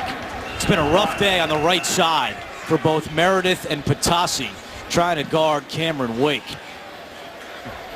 Holding, number 79 offense. 10-yard penalty, still 2nd down. In the big picture, there's no question this game got away from Tennessee, but also you wonder, Marcus Mariota has a long way to go in his NFL career. He's going to be here for a long, long time, and he'll have better days than this. But I'll never forget a statement that Peyton Manning made to our crew at the time. He said, I learned after he'd gone through a horrendous rookie year, I learned a lot of good football in the 4th quarter, some bad football games. And I think Marcus Mariota is the kind of player who, even right now in this game as the clock winds down, his wheels are still turning. And he's still got some things he can get out of this game in the long run. Pressure coming. Mariota gets rid of it to McCluster. Makes a nice move to the 38. McCluster still going. And McCluster all the way up to a couple of yards shy of a first down. Good extra effort by Dexter McCluster. Well, you can't help but love the way this guy plays the game. He's by far the smallest guy in the field, but boy, is he a fun guy to watch when he's carrying the football. Hard to get a piece of. He doesn't ever quit, doesn't ever back down. Just gets right back up and keeps going. 3rd down and 2.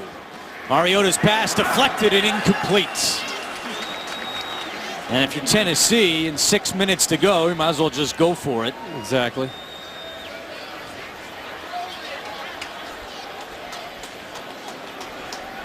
Frustrating for Ken Wisenhunt. He really believes he's got a good football team, or a potentially very good young football team. And the last couple weeks have been heartbreakers, or the last couple games have been heartbreakers. Did not expect to come out and get handled like this today against the Miami Dolphins team, but we kind of felt like they were running into a buzzsaw. Tennessee is 3 for 3 on 4th downs this year. This is 4th and 2. Mariota's pass is incomplete. It was high, and Douglas was not able to bring it in, and Miami's defense again comes up with a big stand. Douglas a little shaken up. Dolphins are getting the ball back when we come back to Nashville.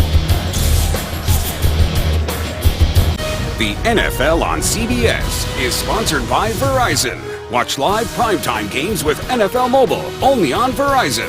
And by Subway, the legendary sweet onion chicken teriyaki. Subway, eat fresh.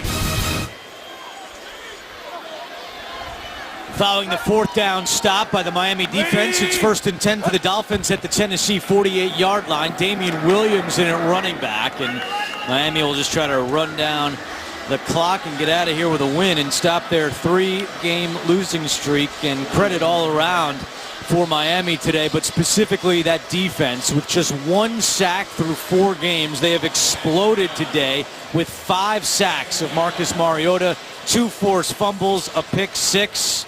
Just had a 4th down stop. They have done it all. They've come to life here for the first time really this season.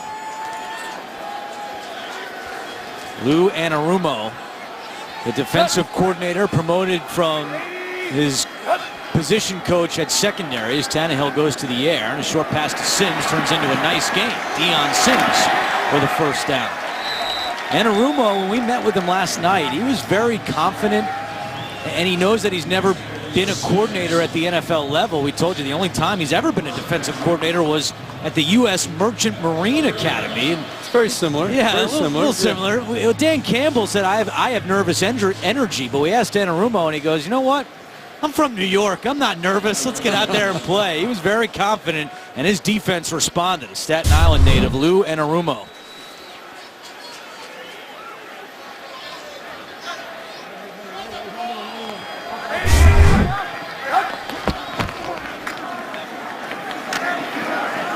Dolphins keeping it on the ground, where they have a season high in rush yards. Monday, October 26th, to find out why critics are saying Supergirl is the TV superhero we've been waiting for. Supergirl premieres Monday, October 26th, after a new Big Bang Theory, only CBS. I don't know about you guys. I've been waiting for Supergirl. Absolutely. I mean, I can't wait. That's what I want to see. I want to see what that's all about. Zach Mettenberger is loosening up on the Tennessee sideline. So if the Titans get the ball back, it looks like Mariota's day is done. Tannehill in trouble. Flag is down. Tannehill escapes and just runs out of bounds.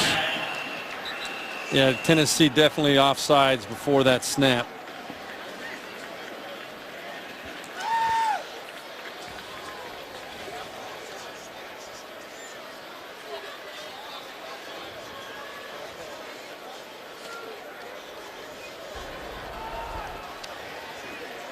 Offside defense, number 33. The 5-yard penalty. Still 2nd down. That goes against Michael Griffin. Ken Wisenhunt said this week, make no mistake, we're close. And they have been competitive in those 3 losses, even coming back against the Browns week 2, but a different story today. There is Mettenberger loosening up. 2nd and 1 for Miami, following the penalty on Griffin. Jonas Gray has the first down inside the 15-yard line. Well, both Jonas Gray and Lamar Miller have really been running that ball very confidently today for the Miami Dolphins. The mentality set, the mindset that Dan Campbell wanted to promote and pump into his team has definitely come through both sides of the ball. Those big boys up front have responded. The runners have been going north and south, and they're bringing it every play. Well, one of the differences has been the situation of the game. They got off to a faster start, scored on their first possession. They got a chance to keep the score tight and stick with their running game. Final 3 minutes here in Nashville. Gray, and he's wrapped up.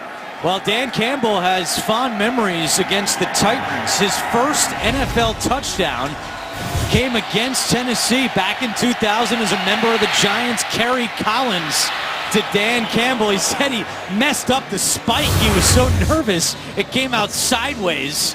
That was his first touchdown. Said he still got the football. He still got the football, and his first win as a head coach is also now going to come against the Tennessee Titans.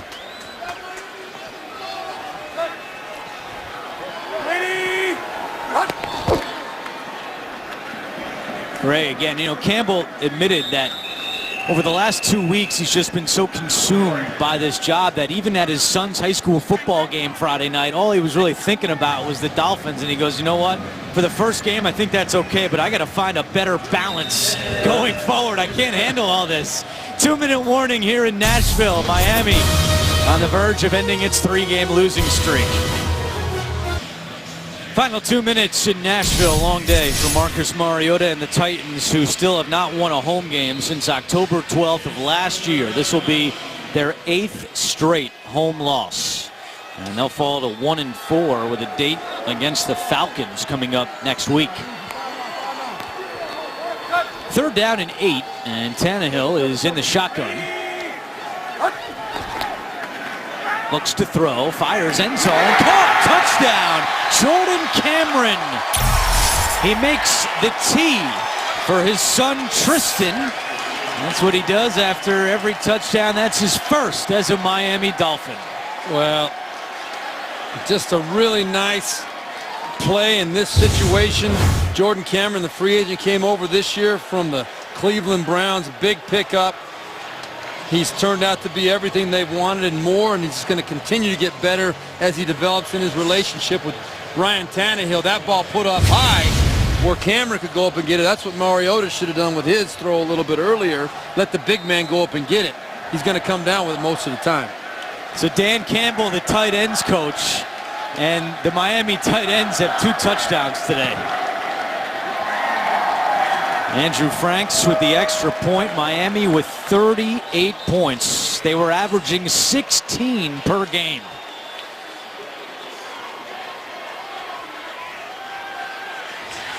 Coming up next, it's a quarterback showdown when Phillip Rivers and the Chargers challenge Aaron Rodgers and the Packers, or the Ravens rough it out with the 49ers. Check your local listings.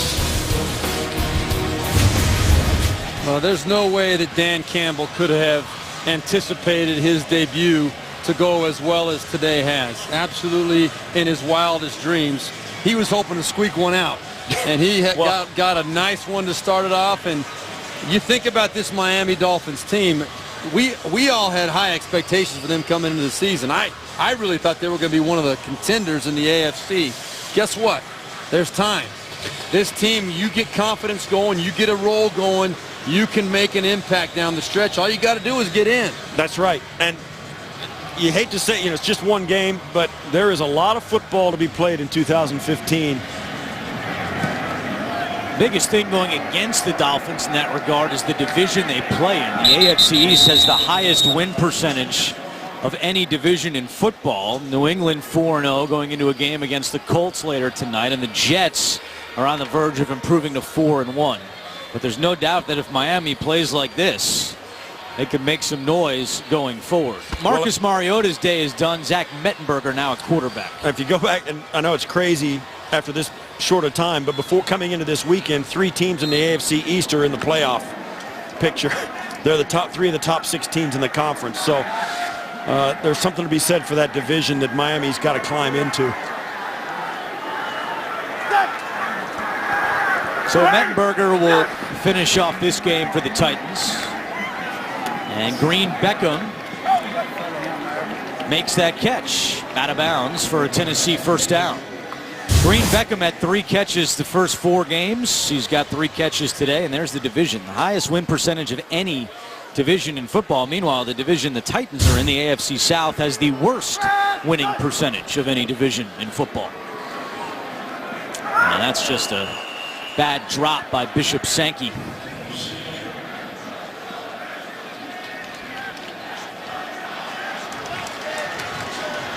A lot of Dolphins fans here in Nashville. Wonder if Dan Campbell will get the Gatorade bath here today. I would suspect it's coming at some point here.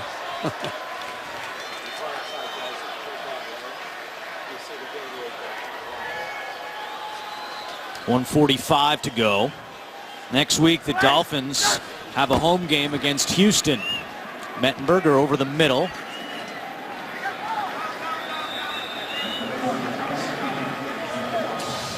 With 95 seconds to go. Don't forget, stay tuned for the NFL Today update presented by FanDuel. Time permitting, join JB, Tony, Bart, Boomer, and Coach Cower for all the latest NFL scores and highlights. And on that last catch, Delaney Walker is shaken up. Walker's been a busy guy today with 8 catches for 96 yards.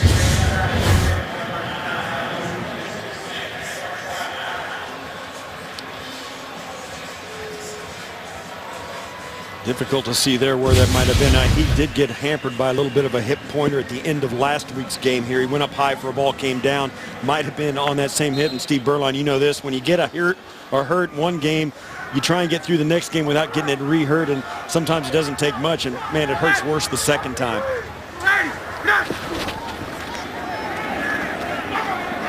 Sankey drops another, and he pays the price as well. That was the rookie Neville Hewitt, undrafted out of Marshall, closing quickly on Sankey, and it's 4th down.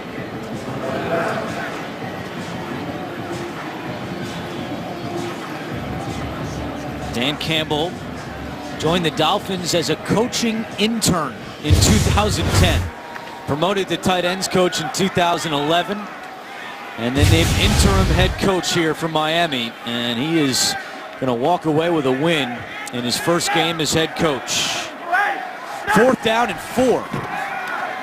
Mettenberger, nowhere to go. He'll keep it himself, taken down from behind, and he got enough for a first down. Now you talk about Dan Campbell and this Dolphins team going forward. Campbell is one of those guys, he went right into coaching from the field, and on the way back from the London game, he told, this is before any of the changes were made, before there was anything on the wind of that. He was writing down the things he could do to help his guys and the changes he thought they needed to make going forward to make a difference for this team. And that's the kind of thing that a future head coach does. They're always thinking about helping their guys play better than they have been.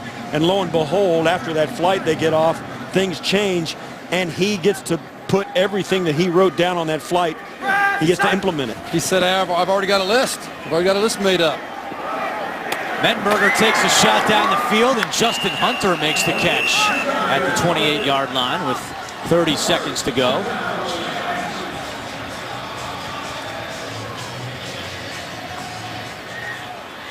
Titans do have one timeout, and Mettenberger will spike it with 16 seconds remaining. Let's take a look at the upcoming schedule for the Dolphins. We mentioned that next week they will have a home game against Houston. And then Thursday night football at New England on October 29th. That is a gauntlet of road games there. New England, Buffalo, and Philly. Wow. That's their season right there.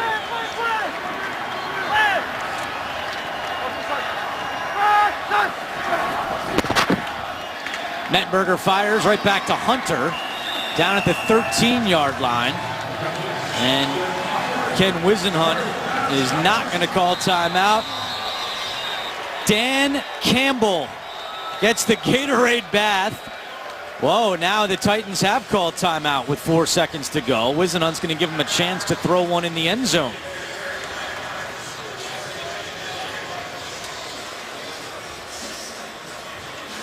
But Dan Campbell said he spent most of the week with the defense.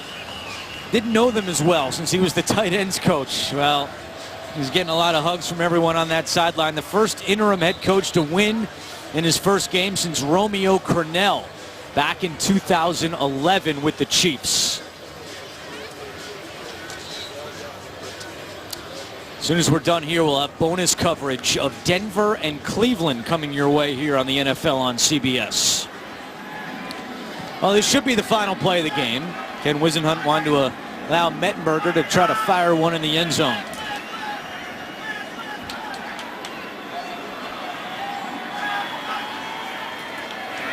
Mettenberger is sacked, and that's a fitting way for Miami to close out this game.